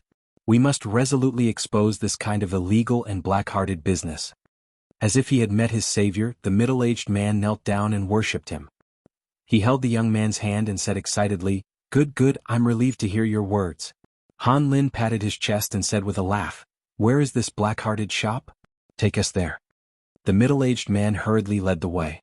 Han Lin turned back and winked at the host. After parking the car, he quickly followed. The more they followed, the more Han Lin felt that something was wrong. He saw that the shop along the way was becoming more and more familiar, and he remembered that the middle-aged man had said that he had been scammed while drinking tea in a tea shop. He couldn't help but stop the middle-aged man and ask, "Hey, where is this tea shop you mentioned? What's its name?" The middle-aged man pointed to the front and said indignantly, "Over there." Han Lin looked over and saw that there was a two-story tea house in the direction the middle-aged man was pointing. The tea house had cornices and arches, and its decoration was classical. There was a glittering golden plaque hanging on the lintel of the shop, on which were written 3 big and elegant characters, "Desanxian." Han Lin suddenly cursed in his heart, "Damn it, how can you provoke this shop? Do you know what kind of people came to the shop when it opened?" Han Lin's face darkened at once. He looked at the middle-aged man suspiciously and thought to himself, "Is this guy trying to harm me?" The middle-aged man didn't notice the change in Han Lin's expression. He pointed at the Desanxian with a bitter face and said, "Reporter, look, this is the shop. It's black-hearted, really black-hearted." Han Lin said with a black face, "Are you sure it's this shop?" The middle-aged man nodded his head vigorously. "Yes, it's this shop. I'm sure." Han Lin snorted, turned around and said to the host, "Let's go back." The beautiful host had also been rebuffed here with Han Lin before. When she saw that the Desanxian's face had also become very ugly, she immediately rolled her eyes at the middle-aged man and snorted. "You're so annoying. Even if it's a prank, it's not a prank like this." The middle-aged man looked at them in confusion. They glared at him, then turned around and left. He was stunned and said, "Hey, what's wrong with you? You're not going to be exposed? What's going on?" Han Lin was also embarrassed to tell him that the Desanxian had a strong background and that he couldn't afford to provoke them. He rolled his eyes at the middle-aged man and said, "You can call the Consumers Association to complain about them. We can't do anything about it." With that, he turned around and got back into the car with the beautiful MC and drove away. The middle-aged man was stunned on the street and couldn't come to his senses for a long time. Why did they just say that they would expose this black shop? Why did they run away in the blink of an eye? How could they turn hostile so quickly? The middle-aged man stood there for a while. The more he thought about it, the more unfair and angry he became. He slapped his thigh and dialed the number of the Consumers Association again. But at the beginning, when he told them about the matter, they were filled with righteous indignation and vowed to expose this black shop and ban it. But when they heard the name and location of the black shop, they immediately turned hostile. Their emotions were like a roller coaster, from the enthusiastic flaming mountain to the frozen snow plateau. The middle-aged man looked at the phone, which was constantly being hung up, and his expression was dull. He finally thought in his heart, could it be that this black shop has a very strong background? As soon as this idea came to mind, the middle-aged man couldn't help but feel sad. It must be like this. Otherwise, how dare they kill customers in broad daylight? Thinking of this, the middle-aged man finally accepted his fate and walked back dejectedly. Fortunately, he still had a few coins on him, so he took the bus all the way home. Back downstairs, the middle-aged man shuddered at the thought of the storm he was about to face with his wife. His wife was a Sichuan girl, and her hot temper was not a joke. He finally went upstairs and came to the door of the house. When he took out the key and was about to open the door, he saw his wife suddenly open the door and say with a surprised smile, "Sure enough, you're back." The middle-aged man was stunned for a moment. "How did you know I was back?" The middle-aged woman's figure was well maintained. Her figure was well proportioned, and her appearance was dignified. She was wearing casual clothes and an apron around her waist. She chuckled and said, "My cousin's nephew came over. He just calculated with his fingers and said that you would be back soon. He asked me to open the door. I went to open the door doubtfully. Oh, sure enough, I saw that you, silly boy, had come back." The middle-aged man looked into the house and saw 3 young and handsome men sitting in the living room. These 3 young men were dressed quite fashionably, but the middle-aged man felt that they exuded a feeling that was incompatible with the atmosphere of the city. It was as if 3 ancient people were sitting there in modern clothes. When the young man, the leader of the 3, saw that the master of the house had come, he stood up with a smile, cupped his hands and said, "Hello, uncle. My name is Zhang Tsuani." The 2 boys next to Zhang Tsuani also stood up, cupped their hands and said, "Hello, uncle. My name is Zhao Ping." "I'm Qian Tong." The middle-aged man was sad and nervous. Suddenly seeing a few strange faces, he was not in the mood to greet them. He just nodded and sat down in his seat dejectedly. Seeing this, his wife secretly kicked him and said angrily, "Hey, what's the matter with you? Why are you so rude? This is a distant relative of mine. He passed through Tianan City to see me. Why didn't you say hello?" The middle-aged man forced himself to cheer up and nodded to the 3 young men with a smile. Zhang Tsuani, who was the leader, didn't care. He nodded back politely. When he saw the middle-aged man's unhappy face, he thought that his arrival had made him unhappy. He smiled and said, "Aunt, I have something to do, so I'll leave with my 2 senior brothers first." The woman suddenly pulled a long face and said unhappily, "You just came and you want to leave? Are you looking down on me, a distant relative? Sit down, sit down. No matter what, you have to finish the meal before you leave." As she said this, she pressed Zhang Tsuani onto the sofa and then dragged her man into the bedroom. As soon as they entered the room, his wife scolded him, "What's wrong with you today? Have you lost your soul? You're out of your wits. Do you know how powerful this distant nephew of mine is? He is a local celebrity in Chengdu, Sichuan province, and people call him Zhang Banxian. Do you know how respected he is in the local area? Even the mayor is polite to him when he sees him. You, on the other hand, are showing him a cold face." After being scolded by his wife, the middle-aged man also knew that he could not hide this matter, so he simply made up his mind and told her what had happened. When his wife heard this, she immediately jumped up, grabbed his ear and scolded, "You old pervert son of AB*Ts. You just wanted to get close to the little girl because she was beautiful, didn't you? Did you throw all your money away this month? Oh hey, what do you want our family to eat this month? Aleph*ck your immortal heart." The middle-aged man shrank his neck and did not dare to talk back. He sat timidly by the bed and was scolded.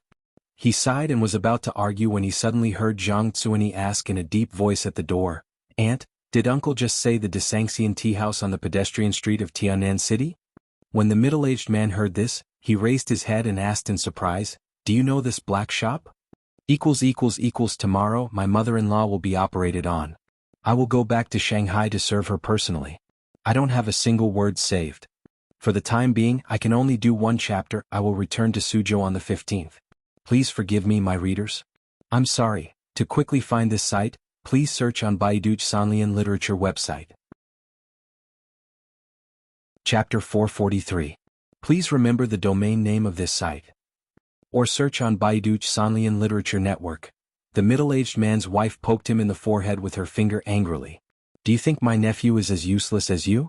Is there anything he doesn't know?" As she said this, she turned her face and forced a smile at Zhang Tsuani with a sad face. "I've let you see a joke. Tsuani, you're so capable. Do you have any way to deal with these shameless B****stards?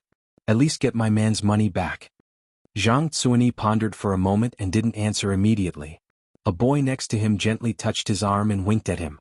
Zhang Tsuani understood and walked aside with him. The boy asked in a low voice, "Boss, could this Desangxian be the one opened by Li Yundong?" Zhang Zuani nodded. It should be. The boy opened his mouth wide. Then this Li Yundong who opened a tea house and had half of the provincial leaders go to support him, could it be the Li Yundong who fought with you at the Fox Zen school in Mount Tianlong? A cold light flashed in Zhang Zuani's eyes. He snorted and said, it's probably the same person. Only he has a group of lawless fox spirits under his command. This kind of thing can only be done by a group of fox spirits who bring disaster to the country and the people. Humph, I don't know how Li Yundong is the leader of the sect. How does he control his disciples? He knows that they are fox spirits but he still releases them to harm the world. A trace of anger flashed across his face and he said in a deep voice, I've only heard people say that the Fox Zen school harms the world, but I've never seen a real example. I didn't expect to run into them this time. Li Yundong can't control these fox spirits. I'll help him. The boy next to Zhang Zuani whispered, Boss, are we really going to take care of them? Zhang Zuani said without hesitation, yes, of course. Otherwise, why would we learn this cultivation kung fu? The boy said cautiously, but boss, we are no match for Li Yundong. Last time. A trace of dissatisfaction flashed in Zhang Zuani's eyes. He snorted and said, I'll go back to my father and ask him to give me the Sanhuang sword. Humph, in the past he was afraid that I would use this sword to run amok. This time I will use this sword to slay demons and enforce justice on behalf of heaven. He won't care about me, right? I don't believe that I will lose to Li Yundong with the Sanhuang sword in my hand. The boy was overjoyed. Well, then our Qingqing sect will have a better chance of winning the Taoist assembly this time. At the same time, almost at the same time, Li Yundong, who had already flown to Dongwu City, had no idea that Su Chan and the little foxes had caused a big trouble. He followed the business card that Du Fei had given him and found the location of the Chuanjin Dragon Sex Company, Longmen Building, Dongwu City Park. Li Yundong came to the building and looked up. He saw that the building was about 20 floors high. It had a unique shape and an extraordinary style. The two magnificent characters Dragon Gate at the top were particularly eye-catching. Li Yundong sighed in his heart. No wonder it's the second largest Taoist sect. It actually has such a magnificent building in the busy city where every inch of land is worth an inch of gold. Amazing. As soon as he entered the building, Li Yundong saw that the reception hall was magnificently decorated. The giant chandelier above his head was bright and gorgeous, like an upside-down galaxy, dazzling people. Under his feet was a layer of glass panels hanging high, and under the glass panels was full of mist, making people feel like they were stepping on clouds and stepping into a fairyland. Li Yundong clicked his tongue in wonder as he walked inside. After a few steps, he heard a noise near the front desk of the hall. 3 women in gorgeous clothes were surrounding the front desk lady and shouting, "You're busy again? Are you kidding me? The last time we came here you said you wanted to make an appointment. When I asked about the appointment you told me that it was already next month. Well then I'll come back next month. Now it's the month after next, right? You actually told me to come back next month. Hey, you can't fool people like this, can you? Where's Du Fei? Ask him to come out. I think he doesn't have the ability and doesn't dare to take our business." The front desk lady was surrounded by these women. There was a trace of disdain in her eyes, but she still wore a polite and respectful smile on her face. She said, "Mrs. Li, Mrs. Ma, Mrs. Sun, we didn't mean to fool you, but the appointment is really full. It's already next month. Mr. Du is not free and we can't do anything about it." Li Yundong looked over and saw that Mrs. Li, who was wearing a mink coat, was obviously the leader. She was about 37 or 38 years old, but because of her good maintenance she looked like she was 27 or 28 years old. Although her body was tightly wrapped in the mink coat, it could still be seen that she was exquisite. Among the 3 women, she looked the youngest, had the loudest voice, and was the most willing to go all out. Mrs. Li shouted, "I don't care. Let me see the appointments. I don't believe that you can push me to the next month after coming here twice in a row. Are there so many people?" The front desk lady smiled and said, "I'm sorry, Mrs. Li. We have a rule that we can't disclose Mr. Du's appointment. This is his personal privacy." Mrs. Li was so angry that her voice was so loud that everyone in the hall looked at her. "What can't be disclosed? I think you are playing with us. We came all the way from Tianan City to Dongwu City because of his reputation. Is this how Du Fei treats us? Do you know who I am?" The front desk lady smiled reservedly and said, "I know. You are the 4th concubine of Shen Wankai, the chairman and president of the Wankai Group. Mrs. Li, am I right?" Li Yundong almost burst out laughing when he heard this. It turned out that she was an acquaintance. Shen Wansai's fourth concubine. Mrs. Li? What was going on? Since she was Shen Wansai's wife, why was she Mrs. Li? Li Yundong thought about it for a while but soon understood. Oh, the fourth concubine has no identity, so she can't call me Mrs. Shen like the first wife, so she can only call me Mrs. Li. Understanding this, Li Yundong smiled and thought to himself, you can't be so sarcastic, can you? This front desk lady has a good mouth. Amazing. The title of Mrs. Li was obviously the shortcoming of Shen Wansai's fourth concubine. It was fine if someone called her that, but she didn't expect that she would be humiliated by a front desk lady when she was used to domineering at home. Mrs. Li's heart suddenly became angry and she became bold. She was so angry that her whole body was trembling. She pointed at the front desk lady and said in a trembling voice, "You, what did you say? I want to see your boss, Du Fei. I want to complain about you." The front desk lady's expression did not change. She still smiled reservedly and said, "Mrs. Li, if you want to complain about me, of course I welcome you, but if you want to find Mr. Du to complain about me, you have to make an appointment in advance." Mrs. Li's voice suddenly rose an octave. "You need to make an appointment to complain?" The front desk lady smiled politely and said, "Yes, the appointment has already been booked until next month." Li Yundong finally couldn't help but laugh out loud when he heard this. His laughter immediately attracted Mrs. Li and the others to look at him unkindly. Mrs. Li shouted at Li Yundong angrily, "What are you laughing at? Who are you?" Li Yundong held back his smile, straightened his face and said seriously, "My surname is Li. Hello, Mrs. Li." As soon as he said this, it was equivalent to taking advantage of the rich lady. The front desk lady couldn't help but burst out laughing. The two women beside Mrs. Li also couldn't help smiling, but they quickly held back their laughter. Mrs. Sun helped to scold him, "What nonsense are you talking about? You can't make such a joke." Li Yundong looked aggrieved. "I'm not talking nonsense. My surname is Li." After that, he smiled at Mrs. Li and said, "Mrs. Li, don't you think so?" The front desk lady couldn't help laughing. She covered her mouth and turned her head to hide her laughter. Mrs. Li was so angry that her whole body was trembling. She pointed at Li Yundong and said angrily, "You little bastard, who do you think you are? How dare you humiliate me like this? You wait." As she said this, she pointed at the front desk lady and said, "And you wait too." Mrs. Li took out a mobile phone from her small bag and dialed a number with trembling hands. As she dialed, she cursed, Well, you have guts. Remember this." The front desk lady glanced at Mrs. Li with deep contempt in her eyes. She turned to Li Yundong and said with a smile, "Mr. Li, what can I do for you?" Li Yundong laughed and said, "I'm looking for Du Fei." Mrs. Li, who was waiting for the call, suddenly sneered and interrupted, "You need to make an appointment. Even I can't see him, let alone you." The front desk lady ignored her and asked with the same smile, "Is this Du Fei, Mr. Du? Do you have an appointment?" Li Yundong smiled and shook his head. "No." The front desk lady smiled apologetically. "I'm sorry, Mr. Li, I can't let you see Mr. Du without an appointment. Why don't you register and I'll help you make an appointment?" Mrs. Li interrupted abruptly, "It's already the month after next." Li Yundong glanced at her and shook his head with a smile. He said to the front desk lady, "It's so troublesome to see Du Fei. Next time this guy comes to see me, I'll also make an appointment for him and ask him to come again next month." Mrs. Li, who was standing to one side, saw that Li Yundong's tone was very arrogant. It was almost impossible for ordinary people to see Du Fei, but Li Yundong seemed to be talking about meeting a roadside vendor. He was giving Du Fei face. Mrs. Li couldn't help but sneer. "You? Why don't you take a piss and look at yourself? Who are you?" Li Yundong turned his face and said politely with a smile, "I'm Li Yundong, Mrs. Li, nice to meet you." Mrs. Li didn't expect that she would be taken advantage of by this guy again. She was so angry that she rolled her eyes and almost fainted. At this time, the front desk lady suddenly stared at Li Yundong and asked tentatively, "Mr. Li, what did you say your name was?" "Li Yundong?" Li Yundong smiled and said, "Well, I'm Li Yundong from the East." The front desk lady suddenly became excited. She walked out from the front desk and magically took out a book and a pen from behind her. She said with a smile, "Are you the famous Jinren Li? Oh, I've heard a lot about you. I was wondering why you looked so familiar just now. I admire you so much. Hurry up and give me an autograph, will you?" Li Yundong was stunned.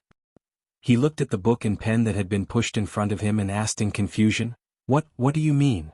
Do you know me?" The front desk lady winked at Li Yundong and said in a low voice, "Our eldest Shixiang Du Fei has told us about you. He admires you very much. Moreover, you became famous in the Battle of Mount Tianlong. You even stopped the heroes on Mount Gizao.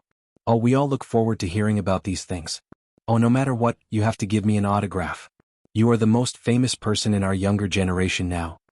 Only then did Li Yundong understand. It turned out that this professional and beautiful front desk lady was actually a cultivator. But did cultivators also chase stars? To quickly find this site, please search on Baidu Sanlian Literature website. Chapter 444. Please remember the domain name of this site. Or search on Baidu Sanlian Literature website. Li Yundong hadn't expected that the beautiful receptionist in front of him was actually a cultivator. What was even more ridiculous was that she was his fan. Li Yundong couldn't help laughing and said, "Why do cultivators also chase stars?" The receptionist quickly glanced at Mrs. Li beside her. She pursed her lips into a smile, lowered her voice slightly and said with a smile, "What's wrong with cultivators? Aren't cultivators human? Cultivators also have the right to like and pursue whatever they want. It's just that the things that cultivators pay attention to and like are different from ordinary people." Li Yundong smiled and said, "What's the difference?" The receptionist smiled and said, "Ordinary people chase after stars, but they are nothing more than singers, movie stars and international celebrities. In the eyes of cultivators like us, these things are just fleeting clouds, so we don't care about them. What we care about is which sect has produced which young and handsome great expert, and which beautiful and powerful great beauty."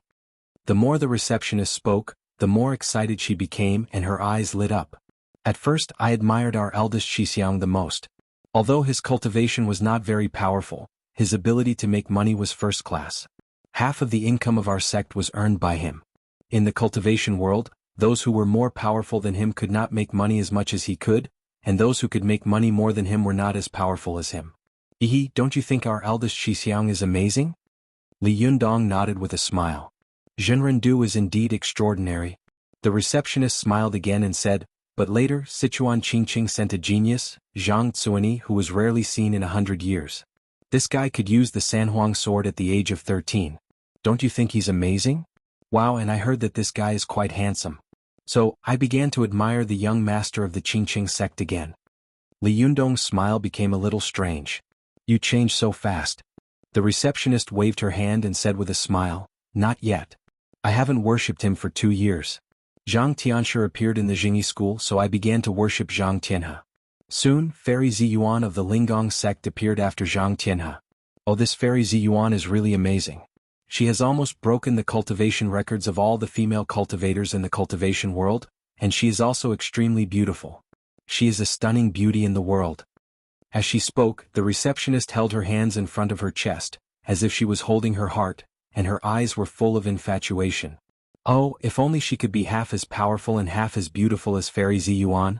When Li Yundong heard someone praise Fairy Ziyuan, he was also very happy, even happier than when someone praised him. He laughed and said, "Fairy Ziyuan is indeed like a fairy descending to the world. Her beauty is ethereal, and it's difficult for mortals to compare with her." As soon as he finished speaking, he heard the receptionist look at Li Yundong with infatuated eyes and say, "However, before I had time to admire Jinren Ziyuan, you appeared out of nowhere. Not only did you defeat Jinren Yuyang in the Battle of Mount Tianlong, but you also defeated Jinren Ziyuan in public. Wow, this is really big news that has never been heard of in the cultivation world in the past 20 years. And after that, you even defeated the Lady of the Earthly Fire, Zhang Ling. Oh my god, Zhang Ling is also here. She is the sister of Zhang Tianshi of the Jingyi school. She is a great cultivator, but she was also defeated by you. You have made the younger generation of cultivators proud." The receptionist spoke quickly, completely forgetting her identity and the rich ladies next to her. At first, Mrs. Li and the others were still listening to her, but after listening for a while, although they could understand every word the receptionist said, they were a little confused.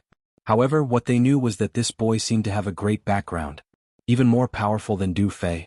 At first, Li Yundong could still listen to the receptionist with a smile, but after listening for a while, he suddenly couldn't help but smile bitterly.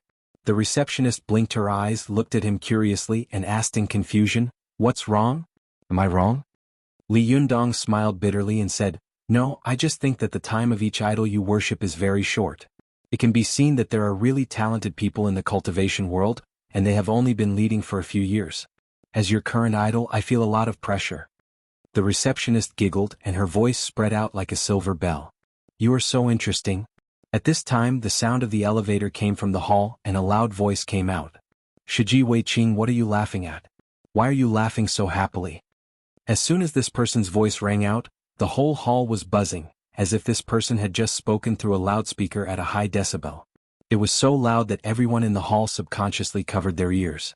When Li Yundong heard this voice, he suddenly felt a chill and thought to himself, this person has such a strong aura. Li Yundong looked in the direction of the voice and saw a man walking out of the elevator. He was dressed in a black tang suit and a pair of white cloth shoes. He was unexpectedly short, only about 1.6 meters tall. He had a crew cut, a capable face and a pair of bright eyes. His 2 eyeballs were like burning fireballs, exuding a piercing gaze. No matter who he looked at, everyone would unconsciously avoid his eyes. Li Yundong looked in the direction of the voice and saw a man walking out of the elevator. As soon as Wei Qing saw him, she greeted him with a smile and said, Yu Sheng Shidi, you came at the right time. Do you know who this person is? Yu Sheng Shidi narrowed his eyes slightly, and the light in his eyes shot toward Li Yundong like a knife. Li Yundong only felt that this person's eyes suddenly lit up, as if 2 knives had really shot out of his eyes and stabbed into his own. His eyeballs actually hurt a little. This shock was no small matter. Li Yundong knew that it was very common for ordinary cultivators to have sharp eyes, because the eyes belonged to the liver, which was responsible for storing blood. If a person's eyes were sharp, it meant that this person's liver blood was extremely strong. The liver and kidney were the exterior and interior of each other. If the liver blood was strong, the function of this person's kidney must be strong, and the kidney essence would be full. Cultivators cultivated essence, qi, and blood, so it was natural for cultivators to have more essence, qi, and blood than ordinary people, so it was normal for their eyes to be sharper and brighter than ordinary people. Moreover, the eyes were the window to the soul. If a person was brave, his eyes would be fierce. If a person was weak, his eyes would be timid. Li Yundong was a person who was soft on the outside but hard on the inside. Usually, his eyes were gentle and approachable, but if he was angry and used his full strength to glare, even the most vicious gangsters would be deterred by his eyes and not dare to move. However, it did not mean that their eyes were really like weapons that could kill their opponents with their eyes. But the cultivator in front of him had obviously broken through this limit. His eyes were really lethal. Li Yundong knew that he was a reconstructed body of Jin Dan, and every part of his internal organs was much stronger than that of ordinary cultivators. Even his eyes were the same. But even he had been stung by the other party's glare. If ordinary people were caught off guard and stared at by him, their eyes would probably be blinded. Li Yundong was secretly surprised. He couldn't imagine what kind of cultivation a person had to go through to cultivate their eyesight to such a level, to be able to blind the other party's eyes with one glance? But Li Yundong didn't know that although he was surprised, Yu Xing was even more surprised. When the cultivator named Yu Xing saw that Li Yundong had only subconsciously narrowed his eyes slightly when he had glared at him, then acted as if nothing had happened, Yu Xing was suddenly shocked. He knew that his master had picked him out of thousands of children because he had a pair of eyes that stood out from the masses. And he had started cultivating his eyes since he was 3 years old. Every morning and evening he would apply the secret potion of the Dragon Gate sect, and every day at noon, when the sun was the strongest, he would look up at the sun to train his eyesight. At first it was only a few seconds, but as time went by and his cultivation increased, he could now look directly at the sun for up to 4 hours when the sun was the most dazzling, and he was fine. If he used all his eyesight to stare at his opponent, not to mention ordinary people, even those with slightly lower cultivation could be blinded by him. But this person just narrowed his eyes slightly and was fine. This meant that this person's cultivation was definitely not lower than his. Yu Xing knew that he had met a real master. He immediately looked at Li Yundong with a stern face. After looking at Li Yundong up and down for a while, he made an obeisance by cupping his hands and asked, "May I know your name?" Seeing that the other party's attitude was obviously respectful and polite, Li Yundong also made an obeisance with a smile. He was about to speak, but before he could say anything, Wei Qing, who was beside him, rushed to introduce him. "This is our famous Li Yundong. Haven't you wanted to meet him for a long time? Why, the real person is right in front of you, but you can't recognize him." After that, Wei Qing covered her mouth and laughed. Yu Xing's face became solemn. "It turns out to be Jinren Li who has shaken Mount Tianlong. Sorry for not recognizing you." Li Yundong chuckled and made an obeisance by cupping his hands. "You flatter me."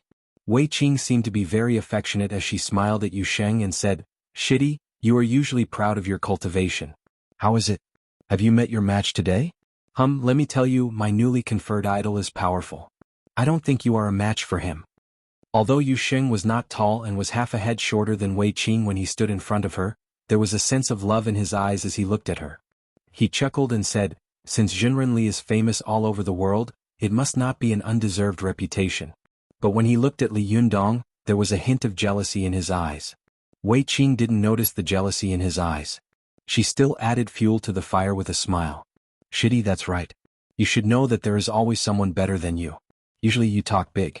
Do you know how powerful you are today? I saw that you glared at him just now, but Junrenli acted as if nothing had happened. Did you fail in your best kung fu? Li Yundong smiled bitterly in his heart when he heard this. Why does this woman want the world to be in chaos? Is she trying to flatter me or destroy me? Yu Sheng listened to Wei Qing's words with a smile on his face and didn't refute her. However, he inadvertently glanced at Li Yundong quickly, his eyes full of dissatisfaction. After Wei Qing finished speaking, Yu Sheng replied with a smile, I didn't even use 30% of my strength just now. Besides, you are a guest. I can't be rude, can I? As he said this, he smiled and said to Li Yundong, Junrenli, what can I do for you in Longmen Company? Li Yundong smiled and said, I'm here to see Mr. Du Fei. Yu Sheng smiled and said, what a coincidence. Just now, eldest Shixiang told me about you. He said that if you come, you can go upstairs and find him directly. There's no need to make an appointment. Li Yundong was overjoyed. He cupped his hands and said with a smile, that's great. Would you please lead the way? Yu Sheng smiled slightly. Just as he was about to turn around and leave, Mrs. Li, who had been in a daze, suddenly shouted, why can he go in but I can't? Yu Sheng tilted his head and glanced at her, his face full of disdain. He said arrogantly, you? Just wait for the appointment obediently. Don't you know that people are different from each other? After saying that, he walked away, making Mrs. Li so angry that she almost fainted. Li Yundong looked at Mrs. Li sympathetically, then followed Yu Sheng into the elevator. As soon as the elevator door opened, several young men and women in business suits poured into the hall at the same time. Obviously, they were all employees of this building. Some of the female employees looked at Li Yundong's new face curiously. From time to time, their eyes secretly swept over Li Yundong's handsome side face, secretly guessing which floor this valiant boy was on. When they reached the 5th floor, as soon as the elevator opened, many young and beautiful white-collar beauties in professional attire poured in. Before these beauties rushed into the elevator, they were all laughing and talking happily, looking a little shrewd. But when they saw Li Yundong standing in the elevator with his hands behind his back, they immediately quieted down and stood in the elevator like ladies. All of them kept their mouths shut and kept glancing at Li Yundong. Li Yundong saw that there were so many beautiful women in the elevator. He suddenly remembered what he had encountered in the building where Chow Kefi worked.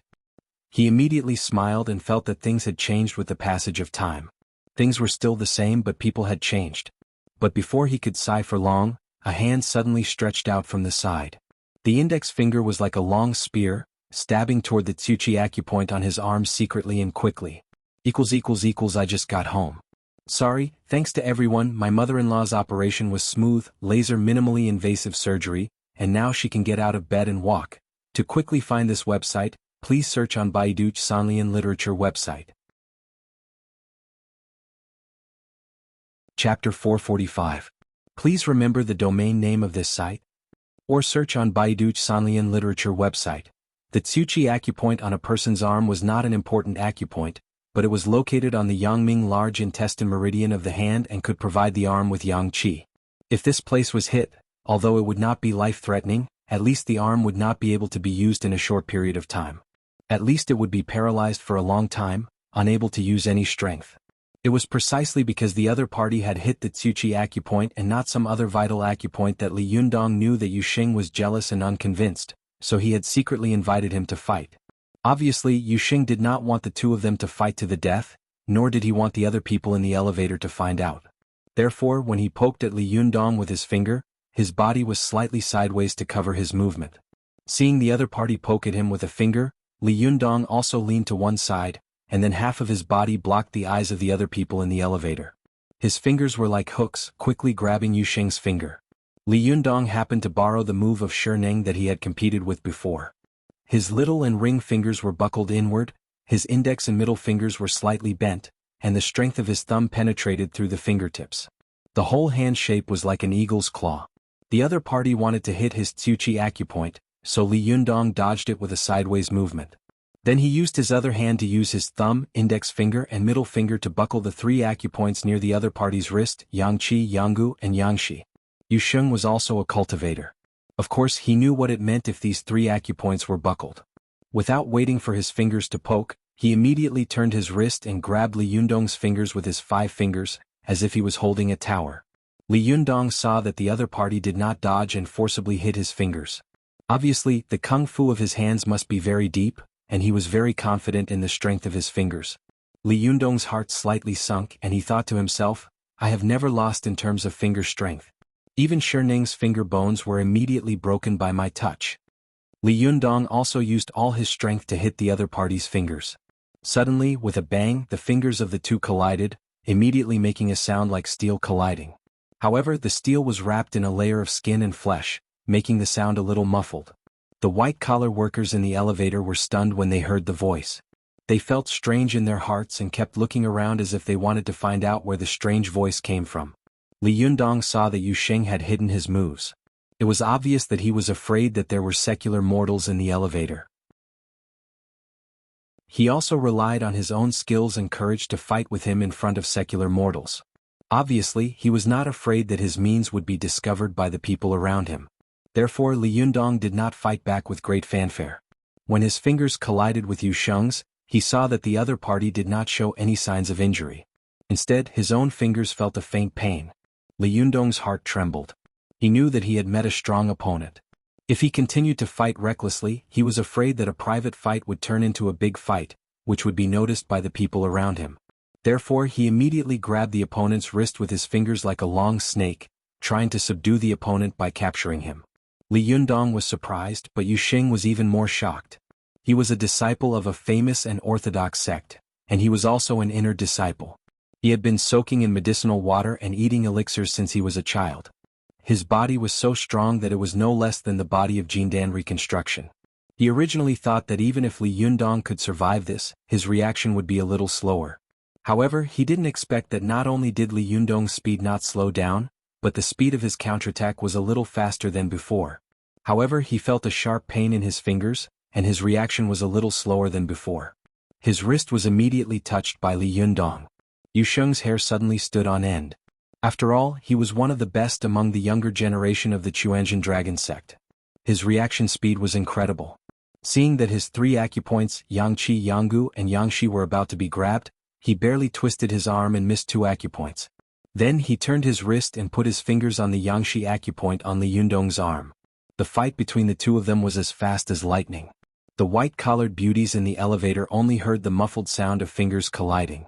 The two of them had already intertwined their hands, pinched each other's acupuncture points, and were entangled together. After the white-collar workers in the elevator looked around, their eyes fell on Li Yundong and Yu Sheng at the same time. At this time, half of their bodies were facing the people in the elevator. One of their hands was hanging by their side, and the other was blocked by their body. No one knew what they were doing. However, judging from their posture and the position of their hands, the white-collar workers felt that the two of them were shaking hands. In particular, the two of them were looking at each other with narrowed eyes. Their eyes did not blink at all like 2 stone statues. Some white-collar workers with flexible minds thought to themselves, what is the relationship between these two people? Is it necessary to be so intimate in the elevator? There were also some white-collar workers with more old-fashioned ideas who thought very evilly, these two people are so intimate. Could it be that they are gay? Oh my God, it can't be. Such a handsome guy is actually gay? Isn't it a waste of God's gifts? As soon as these various thoughts came to mind, Li Yundong and Yu Sheng mobilized their Jinqi at the same time to attack each other fiercely. As soon as they mobilized their Jinqi, they immediately fought together like 2 huge armies, and the battlefield was between their tightly clasped arms and palms. The qi and blood of cultivators were extremely vigorous, so their strength was also amazing. As soon as Li Yundong and Yu Sheng used their qi, their feet involuntarily borrowed the ground. But at this time they were in the elevator, and when they borrowed the force at the same time, their strength was more than 10,000 pounds. The elevator suddenly made a terrible buzzing sound of steel bars being pulled, and the upward momentum became slower. The white-collar workers in the elevator thought that the elevator had broken down, and they suddenly screamed in horror. Some of them held their heads and shouted, some desperately pressed the button of the nearest floor, and some took the emergency phone in the elevator and shouted hysterically into the phone. Li Yundong and Yu Sheng looked around and listened in all directions. They both knew that when the immortals fought, the mortals suffered. But at this time they were like arrows on a bowstring and they had to shoot. Their jinchi was intertwined in their wrists and palms, like a torrential flood. How could they retreat so easily? As the two of them hesitated for a moment, the elevator made another terrible squeaking sound, as if the steel bars hanging above were being broken one by one. For the white-collar workers who didn't understand what was going on, this sound was really terrible. It was like the whisper of the god of death, ferocious and terrifying. They were all so scared that they almost went crazy. Some were crying, some were shouting, and some were even sitting on the floor of the elevator, crying loudly. Li Yundong knew that if he continued to compete with Yu Sheng like this, the elevator would definitely not be able to withstand the force and fall down. They would not be injured, but the others in the elevator would definitely be smashed into meat paste. While Li Yundong was controlling his chi, he lowered his voice and said, "Let's stop." Yu Sheng quickly glanced to the side and nodded slightly. The two of them withdrew some of their strength at the same time. In this way they withdrew a little bit of their jinchi. Soon their jinchi was completely absorbed. After withdrawing their jinchi, the two of them were just about to breathe a sigh of relief when suddenly there was a bang sound on the top of the elevator. The elevator suddenly fell down crazily. For a moment, the other people in the elevator screamed at the top of their lungs. Their voices were so shrill that even the steel and concrete walls couldn't stop them. Li Yundong was shocked. He immediately released his yang spirit, and then changed from yang spirit to yin spirit. After getting out of the elevator, he immediately changed back to yang spirit. His hand suddenly grabbed the steel cable of the elevator that was falling crazily. But as soon as he grabbed the steel cable, his yang spirit body was brought down by the powerful falling force of the elevator, and he staggered. Although Li Yundong's yang spirit body was powerful, he had no place to borrow strength in midair. For a moment, his yang spirit was dragged down. He saw the elevator falling all the way, creating countless sparks from the friction. It wouldn't be long before it fell to the bottom, and the others in the elevator would be smashed into meat paste. Li Yundong's heart tightened. He gritted his teeth and was about to urge his jinchi to make the yang spirit bigger when he suddenly saw a flash of golden light. With a clang, a golden halberd pierced through the middle of the broken steel cable of the elevator, and the tip of the spear went straight through the opposite wall. The falling elevator was blocked by the force of the halberd, and its momentum suddenly stopped. With a buzz, it stopped in midair. Li Yunyang turned his head and saw a man in golden armor floating in the air not far away from him, holding a golden spear in his hand. The man was as tall as an iron tower, and he was extraordinarily handsome. There was a heavenly eye between his eyebrows, which was awe-inspiring. Li Yundong was stunned and thought to himself, "Damn, Yu Sheng's true god can't be Erlang Shen, right?" While he was in a daze, the heavy momentum of the elevator pulled the halberd downwards. The tip of the halberd cut through the hard concrete wall and slid downwards. Li Yundong didn't think too much about it. He suddenly activated his jinchi, and the yang spirit transformed into the immovable wisdom king with 3 heads and 6 arms. His body was huge, and he almost occupied all the positions in the elevator tunnel by himself. 2 of his arms were holding the steel rope of the elevator, and the other 4 were holding the 4 sides of the elevator tunnel. The 6 arms suddenly exerted force, and the muscles of the yang spirit body bulged like a dragon taking root in a tree. Li Yundong's yang spirit also spewed out 2 streams of red and black qi at the same time, and his appearance was extremely terrifying. With this force, Li Yundong finally stopped the momentum of the elevator. At this time, the falling elevator finally stopped. The white-collar workers in the elevator were still in shock, crying and laughing at the same time. They had no idea that they had almost become the victims of the battle between Li Yundong and Yu Sheng. At this time, Li Yundong glanced at Yu Sheng's yang spirit, still in a state of shock. He saw that Yu Sheng was looking at his yang spirit with a face full of doubt and eagerness to try. In particular, the heavenly eye between his eyebrows suddenly opened wide, spewing out a fanatical and excited desire to fight. The air around him seemed to have become hot. Li Yundong suddenly cursed in his heart, "Damn it, this bastard, he still wants to fight? Does he really want to die?" There was one more chapter in the evening. To quickly find this website, please search on Baidu Sanlian Literature website. Chapter 446. Please remember the domain name of this site. Or search on Baidu Sanlian Literature website. Li Yundong saw that the other party was eager to try and wanted to continue fighting regardless of the safety of others. He immediately shouted in a low voice, "Jinrenyu, you don't want to watch all the people in this elevator fall to their deaths, do you?" Yu Xing narrowed his eyes slightly. After a while, the desire to fight in his eyes slowly disappeared, and the heavenly eye between his eyebrows slowly closed. Yu Xing stared at Li Yundong and said in a low voice, "Jinrenli, I didn't expect you to be a Buddhist and Taoist cultivator. Are you the successor of the Wulu sect?" Li Yundong looked around and said angrily, "Is this a good place to talk?" Yu Xing also took a look and saw that the four arms of Li Yundong's yang spirit were tightly gripping the cement wall in the elevator tunnel. His fingers, which were like iron hooks, were constantly peeling the cement from the wall. The broken pieces fell to the top of the elevator, making a tinkling sound. The sound echoed in the elevator tunnel, which was very harsh. The white-collar workers in the elevator couldn't help but scream in horror. Yu Xing snorted and said, "Then we'll fight another day?"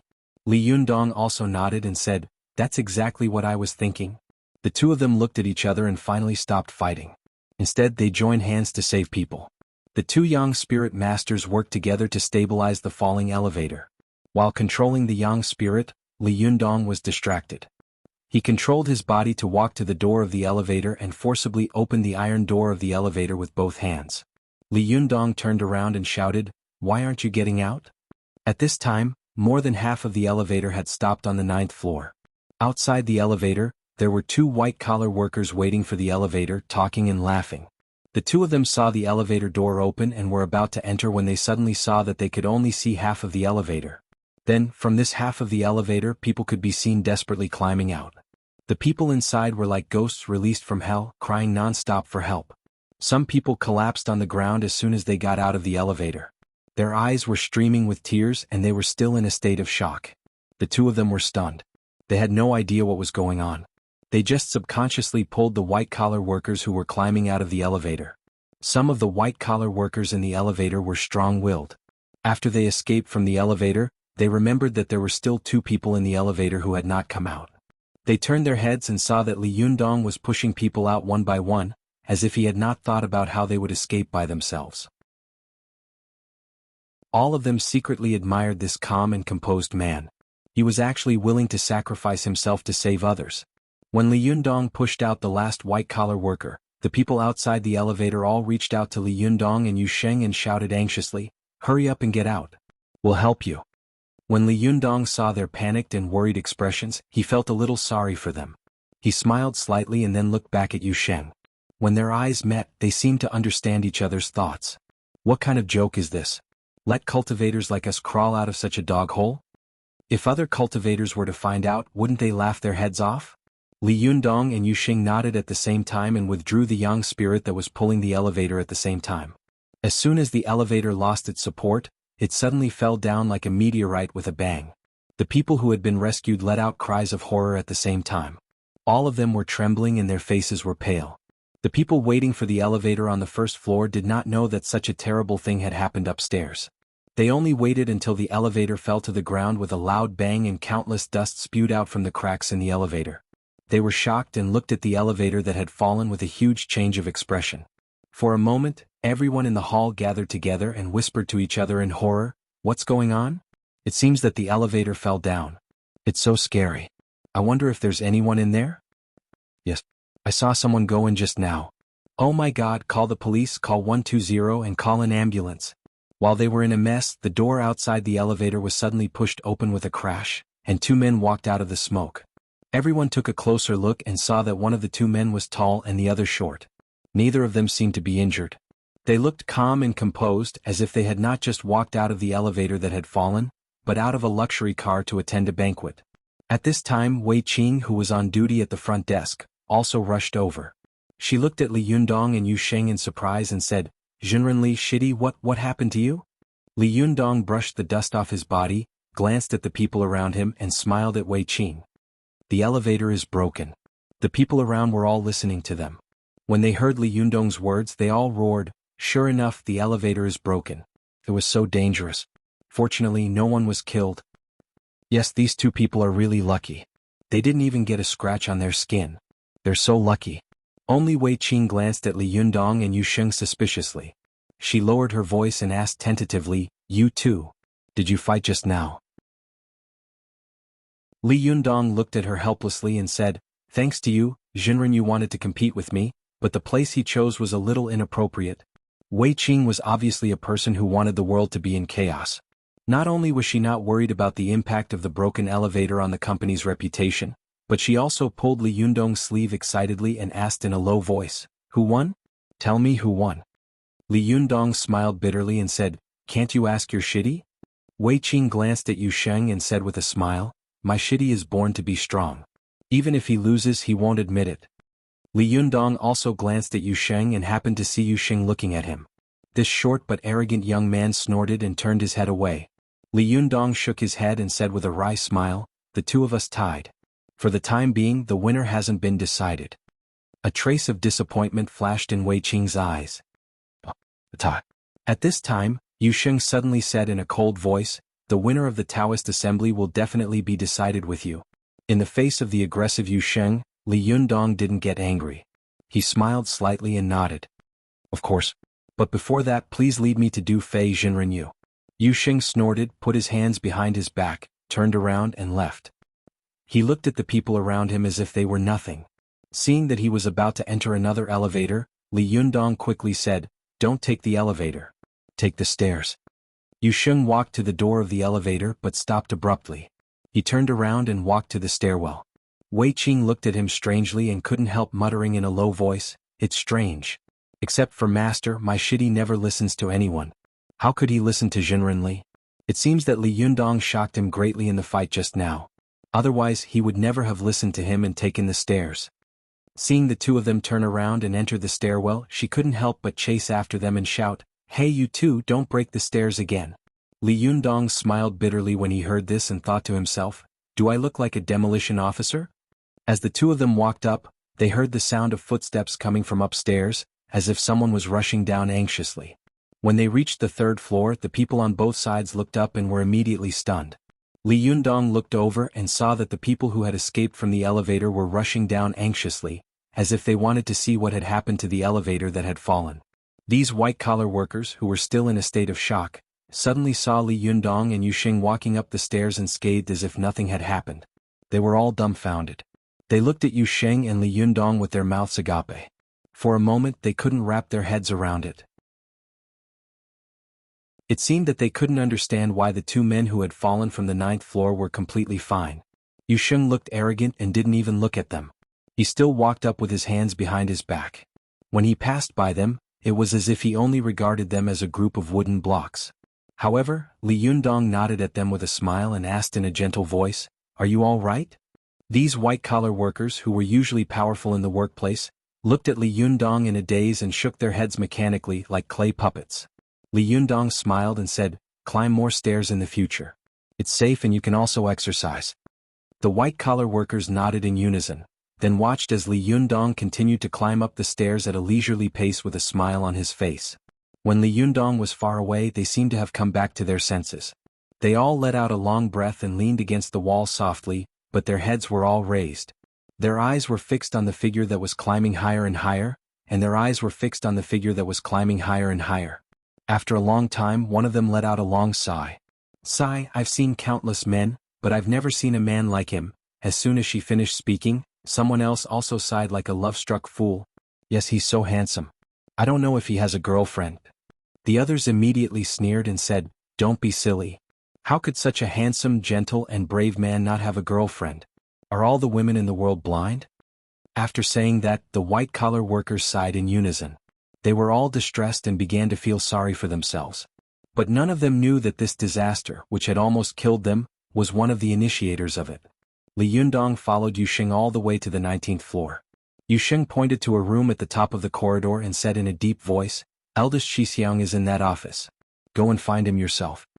After that, he turned around and left. When he reached the stairwell, he stopped again, turned his face to Jinren Li and said in a deep voice, "Jinren Li, see you at the Taoist assembly." Li Yundong smiled and cupped his hands at him. Then he watched his figure disappear and shook his head helplessly. "Now I'm really a tall tree that attracts the wind. Wherever I go, there are people who want to defeat me. Li Yundong quickly put these trivial thoughts behind him. He knocked on Du Fei's door and heard a familiar voice coming from inside. It was Du Fei. Please come in. Li Yundong pushed the door open and went in. He said with a wry smile, Jinren Du, it's really hard to see you. Du Fei was busy lying on the table. When he heard Li Yundong's voice, he suddenly raised his head and asked in surprise, Jinren Li? Why are you here? Li Yundong laughed and said, Why can't I be here? Oh Mr. Du, it's really easy to see Hades but difficult to deal with.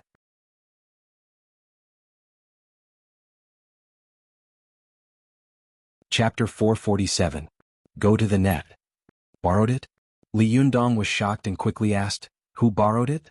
How could such an important magical item be borrowed? Seeing Li Yundong's anxious expression, Du Fei tried to persuade him with a wry smile. Jinren Li, don't worry. Listen to me slowly. Go to the internet. Li Yundong calmed down and was secretly surprised. He thought to himself, how could it be so coincidental? I was just about to catch Yanfang's yang spirit when the burning thumb pot was borrowed, and it was only a day ago. Could it be that Yanfang borrowed it? If that's the case, then it's terrible. Li Yundong quickly asked, Did Yanfang borrow it? Du Fei was stunned. Yanfang? Of course not. It was Master Purin of Shiyuan Temple who borrowed it. Li Yundong was a little relieved. He asked curiously, Why would Master Purin borrow the burning thumb pot from you? Du Fei sighed slightly and said, Jinren Li, sit down first and listen to me slowly. While he was talking, the young and beautiful secretary pushed the door open and walked in, holding a plate with a cup of tea on it.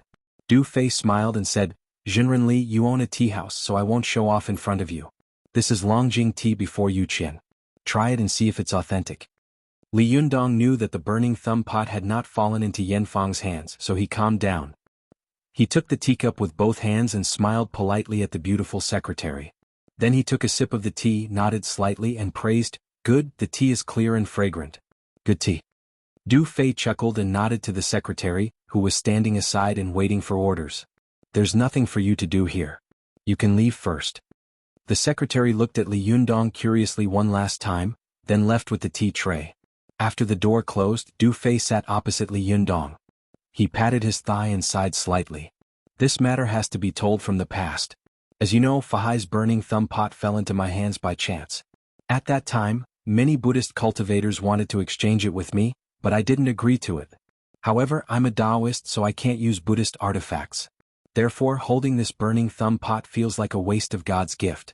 A few days ago, I found out that you, Jinren Li, had obtained the Renyuan Jindan, so I had the idea of exchanging 3 things for 2 things from you.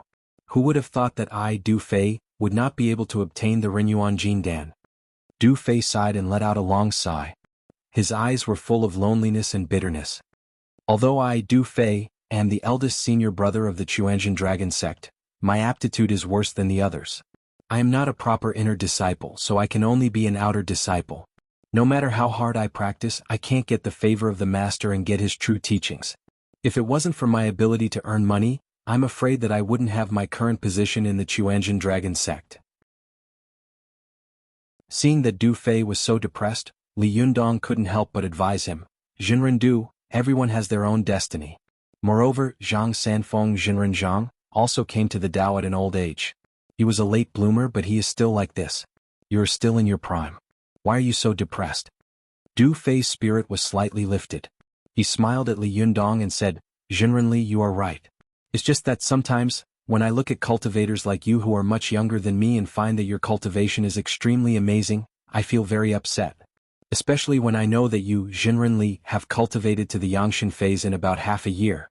This kind of cultivation speed is really shocking and unprecedented. Du Fei gave Li Yundong a thumbs up and said, Jinren Li, your cultivation is so high and your cultivation speed is so fast that I have never seen it before. In my opinion, if you continue to cultivate at this speed, in a few years, you will become the most powerful person in the world, catching up with Jinren Zhang of our Taoist sect 500 years ago. Haha, there was Jinren Zhang in ancient times and now there is Jinren Li. This is also a good thing. Li Yundong chuckled and waved his hand. Jinren Du, you are too polite. You are flattering me too much. If Jinren Zhang of the Jingyi school heard this, they would have a problem with it. Du Fei sneered and said, Hey, I'm not talking about Jinren Zhang of the Jingyi school. I'm talking about Jinren Zhang Sanfeng. Although the past Taoist masters of the Jingyi school are powerful, there is still a gap between them and Jinrenzhang Sanfeng. Li Yundong saw that Du Fei was slandering the Jingyi school. He didn't know whether Du Fei was trying to trick him or the dirty relationship between the sections. He smiled slightly and didn't answer. He just drank his tea quietly. Du Fei knew that Li Yundong and the Jingyi school had a grudge against each other. When he saw that Li Yundong was able to resist the urge to speak ill of the Jingyi school, he couldn't help but have a higher opinion of Li Yundong in his heart. Li Yundong is so young and he is so good at cultivation and fighting. That's one thing, but I didn't expect him to be so shrewd. Logically speaking, which young master with such a high cultivation level like him isn't proud and arrogant? My shitty is always arrogant and doesn't even put me, his Shixiang, in his eyes. Jinren Li is not only approachable and has a gentle attitude, but what's even rarer is that he is also quite sophisticated. I don't know how he cultivated. Amazing, amazing. Du Fei's mind raced like lightning. Seeing that Li Yundong didn't answer his question, he smiled and said, "That's a bit of a long story. Let's get back to the topic. Jinren Li, do you know which temple Fahai is an eminent monk?" Li Yundong thought for a moment and said, "Last time I remember reading the relevant books after the incident. If I remember correctly, Fahai became famous in Jinshan Temple in Zhenjiang City, Jiangsu Province. The original name of Jinshan Temple was Zixin Temple. Fahai subdued the 1,000-year-old white python in the Zixin Temple and dug out a large amount of gold from the mountain behind the temple. Fahai handed the gold over to the Zixin Temple's governor, Li Qi. Li Qi then reported this matter to Tang Xuanzong. Tang Xuanzong then bestowed the gold to Fahai so that he could repair the temple and name it Jinshan Temple. Am I right, Jinrendu? Du Fei nodded and praised, "Jinren Li, you are so knowledgeable. I admire you."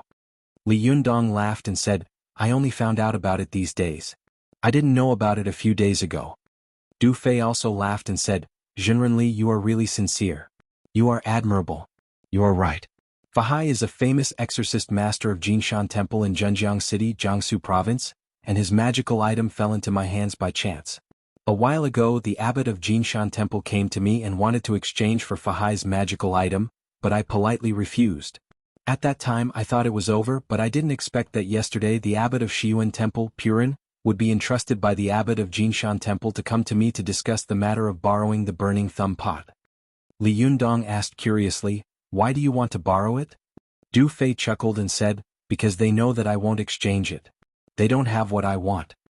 Li Yundong couldn't help laughing. "Jinrendu, you are probably the best in cultivation in the business world. In the cultivation world, you are probably the best in business. You've got a good plan." Du Fei laughed out loud and said, "Jinren Li, you must be joking. Although our Chuanjin dragon sect has power all over the world, our plate is too big and we can't make ends meet. If it weren't for my careful support, I'm afraid that a group of old and young masters would have been starving." Li Yundong smiled and asked curiously, "But why did you lend it to Purin, Jinrendu?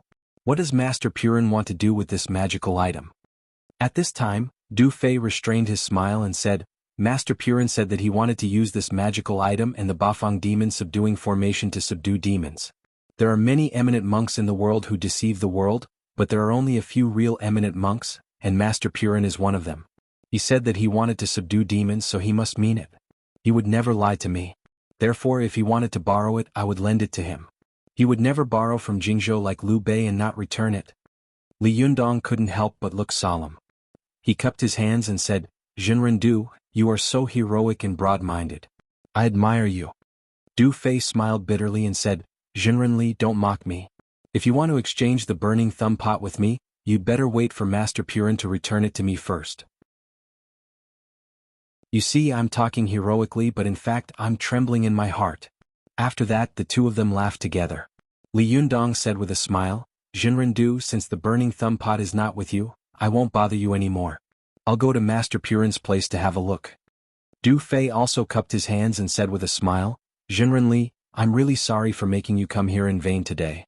If you want to find me, just call me. There's a contact number on my business card.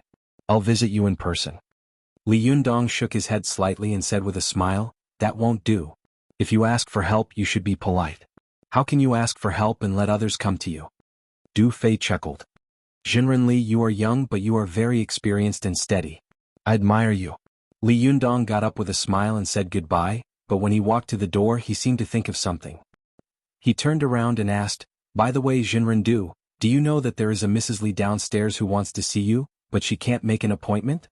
Du Fei was stunned and then asked in surprise, Mrs. Li? Is she your wife Jinren Li? Oh, how could there be such a rude thing? What is Wei Qing doing? She even stopped your wife from seeing her Jinren Li? That's not right. Jinren Li, when did you get married? At first, Li Yundong could still hold back his laughter, but later he couldn't help laughing. He waved his hand and said with a smile, Jinren Du, don't joke. Mrs. Li is not my wife. There are at least a few million women with the surname Li in this world. Could it be that they are all my wives? Du Fei also understood. He laughed, walked to the table and pressed the phone button. He picked up the phone and asked Wei Qing, who was at the front desk, about this matter. After he put down the phone, Du Fei said with a smile, I see. She is Shen Wancai's second wife. When she was giving birth to a child, Shen Wancai came to me for fortune-telling. At that time I was still young. I gave him a random divination and said that he would have a son, but this son would not be able to inherit his property in the future, so I asked him to go back. After that, Shen Wancai did not believe my words. For a long time, he was angry and did not contact me, but I don't know why his second wife came to me again. As he said this, Du Fei snorted with an arrogant expression. When he didn't believe me, he abandoned me like a worn-out clog. Now that he has a favor to ask of me, she comes to me. Isn't that cheap? Let her wait and see. Besides, I also know this woman. She is selfish, mean, greedy, and ungrateful. It's good to let her be rebuffed so that she doesn't know the immensity of heaven and earth all day long. Does she think that I, Du Fei, will ask Shen Wancai for help? What a joke. It has always been officials and businessmen who come to us cultivators. When have we ever asked these ordinary people, who are full of the smell of money and decay? Li Yundong couldn't help but give him a thumbs up and praise him. Jinren Du is a proud person. I like what you said. Haha, if there is a chance someday I will have a drink with you for this. Du Fei laughed, cupped his hands and said with a smile, Well said, Jinren Li, when will you get married and hold a banquet? I will definitely come. At that time, I will not go home until I am drunk. Li Yundong chuckled and said, That's a deal. But he couldn't help but think in his heart, married? Does this girl have a household registration or an ID card? I'm afraid she is an illegal resident, right? Can she get married? I am a human, but this girl is a demon. If we really get married, what will be our child? Could it be a transvestite? Li Yundong thought with a snicker in his heart. Du Fei enthusiastically sent Li Yundong all the way downstairs and ordered a car to take Li Yundong to Shiyuan Temple. It was not until the car was far away that he slowly turned around and walked back. Li Yundong took the special car arranged by Du Fei and arrived at Shiyuan Temple in about 20 minutes. After getting out of the car, he politely said goodbye to the driver, and then walked to the reception monk at the door. Just as he was about to talk to him, he saw the reception monk stare at him for a while, and then suddenly smiled and said, Are you benefactor Li Yundong? Li Yundong asked curiously, Do you know me? The reception monk smiled slightly, turned sideways and made a gesture. Benefactor Li, our abbot told me to wait for you here. Li Yundong was surprised. Master Purin actually knew that I was coming? What a coincidence. Note. The 18th emperor is Tang Xuanzong, not Tang Xuanzong. I seem to have typed the wrong chapter when I mentioned Fahai. I wrote Tang Xuanzong. Please forgive me. In addition, I would like to thank 345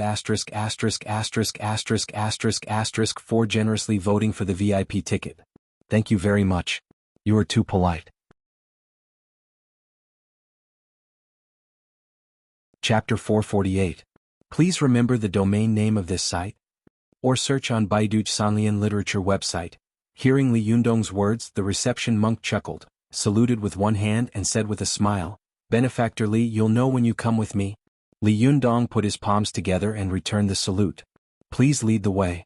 The reception monk nodded, turned around and led the way.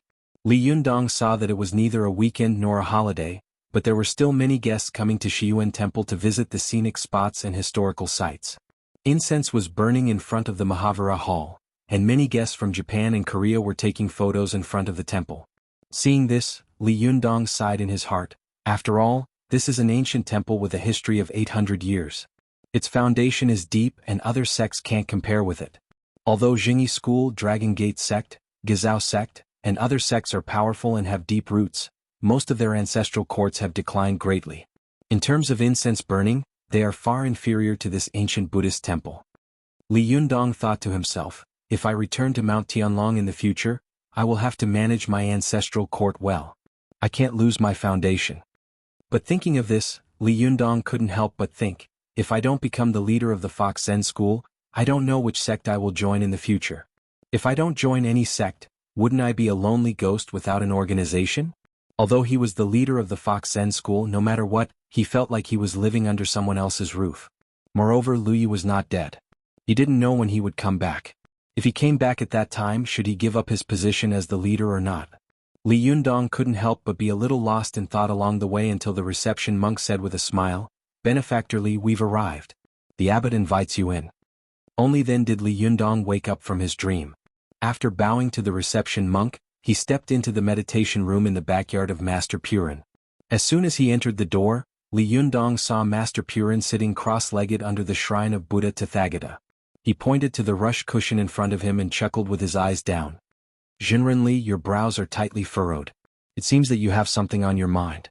After bowing respectfully, Li Yundong sat down cross-legged on the futon and asked, "People live in this world and have too many things to worry about. Who can have no worries?" Master Purin laughed and said, "Benefactor Li, are you going to play tricks with me?" Li Yundong also laughed. "I wouldn't dare to show off in front of an expert, master. However, I just heard from the receptionist monk that Master Purin seemed to have already known that I was coming?" Purin nodded slightly. "Yes."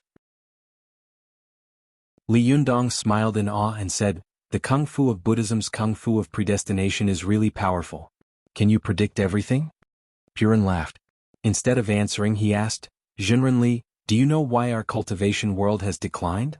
Li Yundong was a little surprised by Purin's question, but he still answered, "As far as I know, it's because after the Qing dynasty entered the Shanhaiguan Pass, Tibetan Buddhism suppressed the Buddhism of the Central Plains, and so did Taoism. After the end of the Qing dynasty, the country was in turmoil, and it coincided with the outbreak of the May 4th movement, followed by the Great Leap Forward, the destruction of the Four Olds, and the terrible 10 years of turmoil.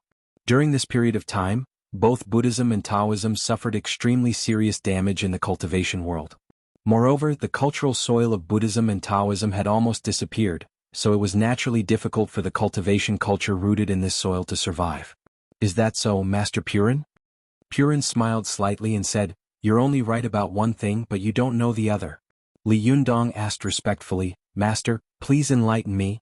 Purin said with a smile, "Since ancient times, if you want to send a message, it's either a fast horse or a carrier pigeon.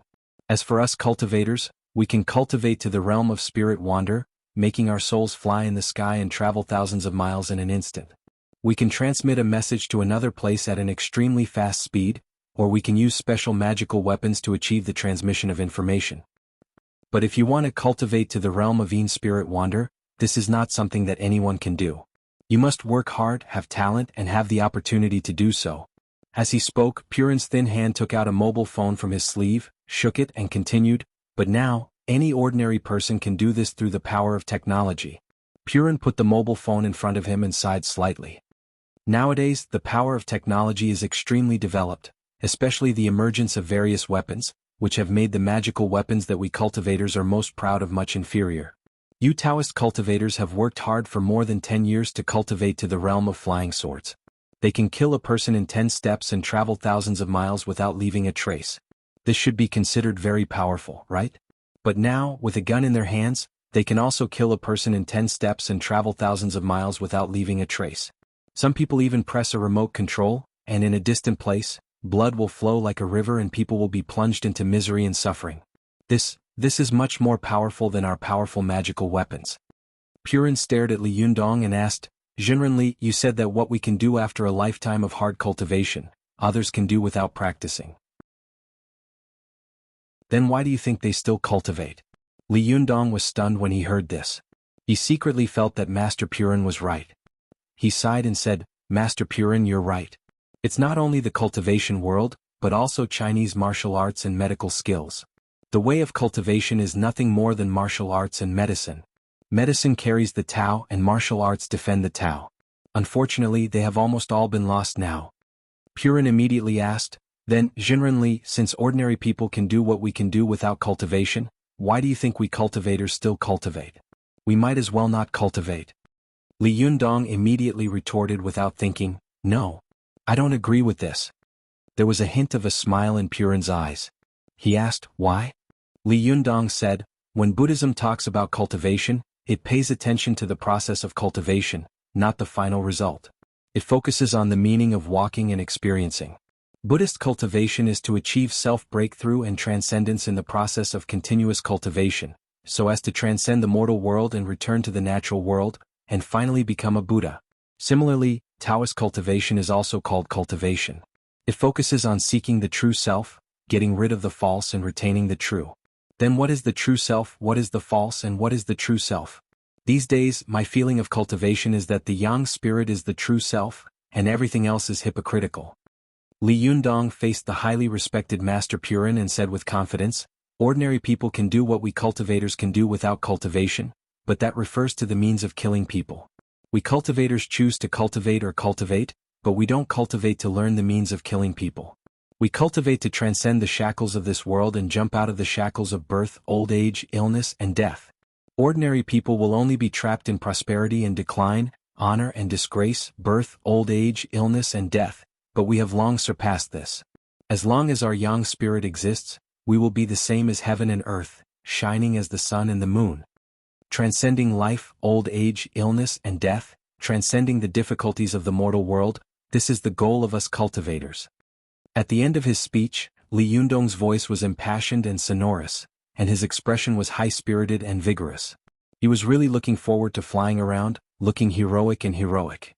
Hearing this, Master Purin praised loudly and clapped his hands. Well said. He clapped his hands, and at this time, another person came out from the back of the meditation room. He was also an old monk in a golden cassock. The old monk's face was wrinkled, and his eyebrows were extremely long. The tips of his eyebrows were so white that they almost reached his cheekbones. Master Purin smiled at the old monk and said, now you can rest assured, right? Such a powerful magical weapon can be handed over to him, right? The old monk smiled and did not answer. He put his palms together and bowed to Li Yundong, asking, Almsgiver Li, may I ask, if it were you, how would you help our cultivation world regain its former glory in the future? Li Yundong did not dare to neglect him. He quickly got up and returned the salute. He smiled slightly and said, make good karma and plant good causes everywhere. In the future we will naturally be able to grow into a forest of good fruits. Seeing that Li Yundong's answer was ambiguous and cunning, the old monk chuckled and asked, Jinren Li, if you encounter evil people who want to harm our cultivation world in the future, what will you do? Li Yundong said without hesitation, of course I will get rid of evil and defend the Tao. The old monk narrowed his eyes and asked, but if this person is an acquaintance of yours, what will you do? This question immediately made Li Yundong vigilant. He turned to look at Master Purin and asked, who is this master? The old monk smiled slightly and said, this is Abbot Xinqing of Jinshan Temple. Li Yundong bowed and said, Abbot Xinqing, I wonder who this acquaintance of yours is? Xinqing smiled and said, is it important who it is? Li Yundong became more and more vigilant. He thought to himself, is this guy trying to trick me and set me up? If it's someone else it's fine. But if it's a girl I'll slap you in the face. Li Yundong frowned and said, of course it's important. If it's someone I love I will never do it. Moreover, I believe that my loved one will not do such a thing. Even if she wants to do it I will stop her. Xinqing chuckled and said, it's not that serious. Almsgiver Li, you are overthinking it. Who doesn't know that you are a lover who loves beauties more than your country? I just want to ask, if this person is someone you know, what will you do? Will he be biased to protect him? Li Yundong thought for a moment and said, I will first find out the truth of the matter. If there is such a thing, I will deal with it impartially. Xinqing smiled with satisfaction and turned to Purin and nodded. Purin chuckled and took out a purple gold glass bowl from his sleeve. He said, Almsgiver Li, just now Du Fei called me and told me why you came. Although this old monk doesn't know what you need this alms bowl for, this old monk believes that you have a noble character and a kind heart. You won't use this magic treasure to do anything evil. Moreover, since you are in such a hurry to use it, there might be something important. Therefore this old monk will transfer this magic treasure to you. Li Yundong was overjoyed and respectfully took the Buddhist powerful magical weapon with both hands. After taking it, he thought for a moment and said, but, Master Purin, I still have one more thing to ask. Purin smiled and said, Almsgiver Li, please speak your mind. Li Yundong said, I also want to ask Master Purin how to set up the Bafang Demon Subduing Formation. Purin was slightly surprised. Bafang Demon Subduing Formation? Umskiverly, do you know that this is the most precious formation of our Shiyuan temple? For 800 years, it has never been leaked. But Li Yundong's heart skipped a beat and he thought to himself, oh no, I got the magical weapon, but there is a problem with the formation. What should I do? But when he heard Purin's last sentence, it seemed that there was a turning point. He quickly asked, but what? Sorry for the late update. To quickly find this site, please search on Baidu Sanlian Literature website. Chapter 449. Please remember the domain name of this site. Or search on Baidu Sanlian Literature website. Purin looked at Li Yundong and said slowly. However, I still want to hear from you, Jinren Li. Why do you want to learn this Bafang Demon Subduing Formation? Li Yundong knew that it was impossible for him to not explain the reason clearly. If he asked Purin to teach him the layout of such an important magic formation, it would be no different from a fool's talk. Moreover, he didn't expect Purin to teach him such an important magic formation. As long as Purin was willing to help him set up one in the place he wanted, it would be fine. Li Yundong told him about the grudges between the Fox Zen School and Yanfang, as well as his own plans. Finally he said, Master Purin, as the saying goes, don't lie in front of a real person. I must catch Yanfang but I won't kill her. After thinking about it, I can only ask Master Purin for help. Please teach me the Bafang Demon Subduing Formation and trap Yanfang. I will definitely thank you in the future. Purin lowered his eyes and there was no expression on his face. After thinking for a long time he said, Benefactor Li, I already understand what you said. However, this Bafang Demon Subduing Formation is too important. I can't make the decision to teach it to you. Li Yundong had expected this but he was not discouraged. He said, then can Master Purin mobilize the Bafang Demon Subduing Formation to help me catch Yanfang? Purin still shook his head. No. Li Yundong frowned and asked, why? Purin said, Yanfang is an inner disciple of the Linggong sect, a branch of the Jingyi school, the first Taoist sect. She became famous very early, and all the cultivators of the older generation in the world know her name. She is also a famous person in the Taoist cultivation world. If I mobilize the Bafang Demon Subduing Formation to catch her, it will give Jingyi school an excuse. At that time, there will be frequent fights between Buddhism and Taoism. If it's just a fight, it's fine. If the country intervenes, it will not be a blessing for the cultivation world. Li Yundong looked disappointed. Are you going to sit back and watch Yanfang be lawless? Purin put his palms together and sighed. Ba, I can't help you with this matter. However, Benefactor Li, you don't have to worry. As the saying goes, there will always be a way out. You already have the burning thumb pot in your hand. I think when the time comes, you will definitely have a wonderful idea to deal with Yanfang. Li Yunyang smiled bitterly in his heart. Are you kidding me? Not only does the yang spirit escape fast, but it also quickly turns into countless divine senses to escape in all directions. If I miss one of them, it will be a failure. How can I have any strange tricks to deal with Yanfang? It's fine if this old monk doesn't want to lend it to me, but he actually used such words to brush me off. Purin saw that Li Yundong's face was full of disappointment and a bitter smile. He thought for a moment and said, Benefactor Li, in fact, you should think about why I would borrow this burning thumb pot at this time. Li Yundong suddenly had an idea and asked, Master Purin, do you also want to? Purin turned his face and looked at Master Xen Cheng, the abbot of Jinshan Temple. The two of them smiled at the same time. Purin bowed and said, Ba, Benefactor Li is very perceptive. It's just that you want to resolve the grievances between the sects, while we want to catch a big devil. Li Yundong asked tentatively, Masters, may I ask which big devil you want to catch? Purin shook his head. Giver Li, the law must not be passed on to others. This matter cannot be said. But you'll know when the time comes. Li Yundong was a little unwilling and asked again, May I ask when it will be? Purin thought for a moment and said, Next month, on the 8th day of the 12th lunar month. Laba Festival? Li Yundong was stunned for a moment, but he quickly thought of something and asked, When is the Taoist assembly? Purin and Xen Cheng looked at each other again. They smiled at the same time and chanted the name of Buddha in unison, saying, It's on the 8th day of the 12th lunar month. Li Yundong was shocked. Could it be that these two old monks wanted to subdue demons at the Taoist assembly? No, the participants of the Taoist assembly are all cultivators of various sections. What kind of demons and ghosts are these two old monks going to catch? Don't tell me you're going to capture my sect's vixen? Thinking of this, Li Yundong was slightly shocked, but he quickly thought, I don't think so. If they wanted to catch her, they would have done it a long time ago. Why wait until the Taoist assembly to catch her? Li Yundong couldn't help but ask again, Masters, are you going to the Taoist assembly to catch some big devil? Purin lowered his eyes and said, the Buddha said, it can't be said, it can't be said. Li Yundong couldn't help but laugh angrily. Master Purin, why are you being so mysterious? What are you going to do?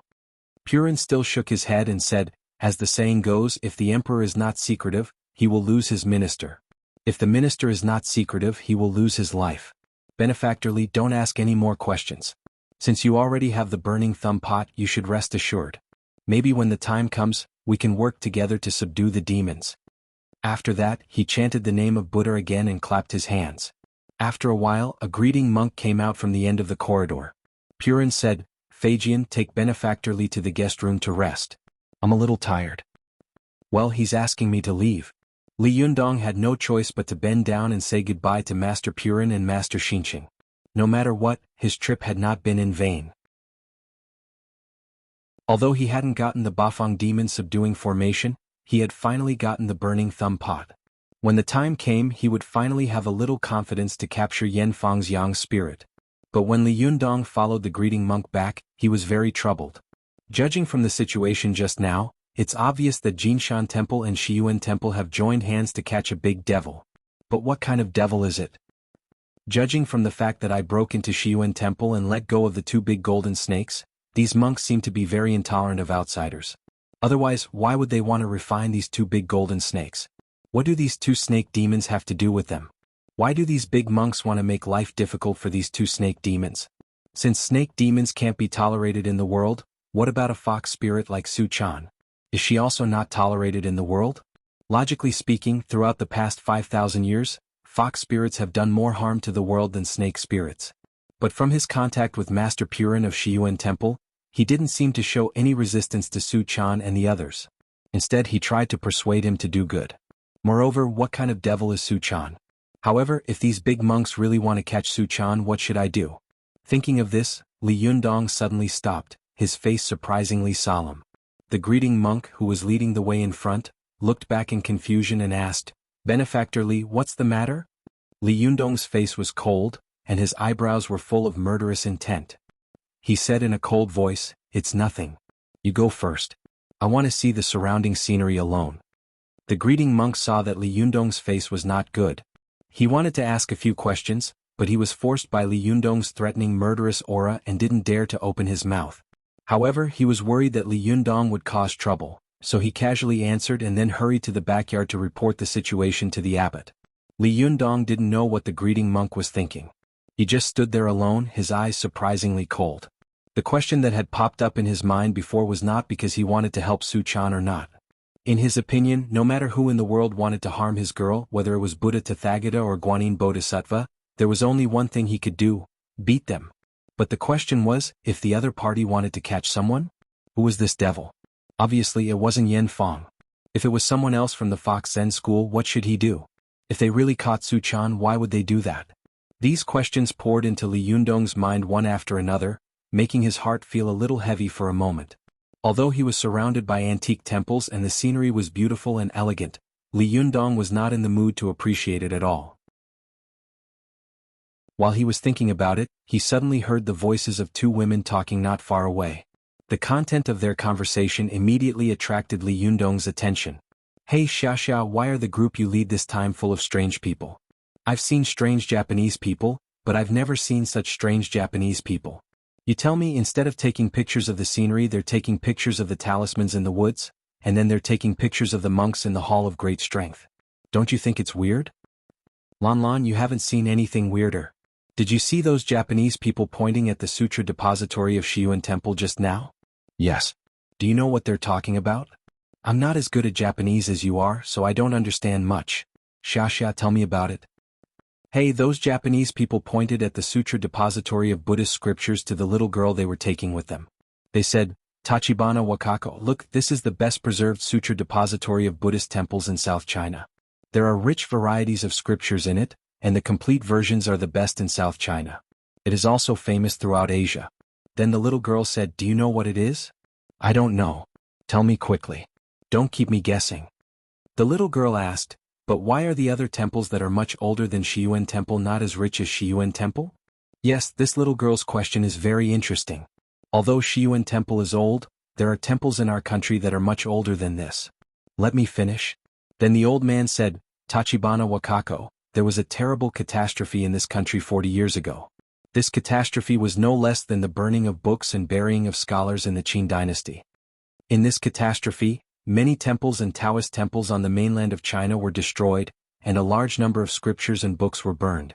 At that time, the abbot of Shiyuan Temple, Master Mingkai, led the monks to fight back and guard the temple gate day and night. Only then did they protect the scriptures of Shiyuan Temple." Diske, this Japanese guy knows a lot about our country's history. I don't even know these things. Yes, I often lead teams to Shiyuan Temple. Even I don't know about it, but these Japanese people are so familiar with it. Don't you think it's strange? And there's something even stranger. There's more? Tell me quickly. Hey, the old man said, "In a while, it will be the famous Taoist assembly of the Taoists in China. At that time, we have to go and have a look and meet the cultivation masters of the Taoists. Lan, what do you think the background of these Japanese people is? I seem to have seen some of them wearing Buddhist robes at my residence." "Gee, what is a Taoist assembly? Aren't these people a little too strange?" The more Li Yundong listened, the more he felt strange and shocked. Especially when he heard the words Taoist assembly, he finally couldn't help it. He walked behind the two women who were whispering to each other and said in a deep voice, "Hello, may I ask?" As soon as he spoke, the two women were startled. They both turned around at the same time. The three of them looked at each other and were all shocked at the same time. Li Yundong and the two women blurted out in unison, "It's you?" I went out to do something. I'll update one chapter before returning to Shanghai, and another chapter will be updated in the evening in Shanghai. To quickly find this site, please search on Baidu Sanlian Literature website. You're tuning in to the Han Li's Wuxia Adventures YouTube channel. We're so grateful for your support, and don't forget to subscribe to join us on this incredible journey through captivating stories. Your generosity through donations truly makes a world of difference, as it's the primary source of revenue that allows me to expand and enhance this channel for you. Thank you from the bottom of my heart for being a part of this adventure.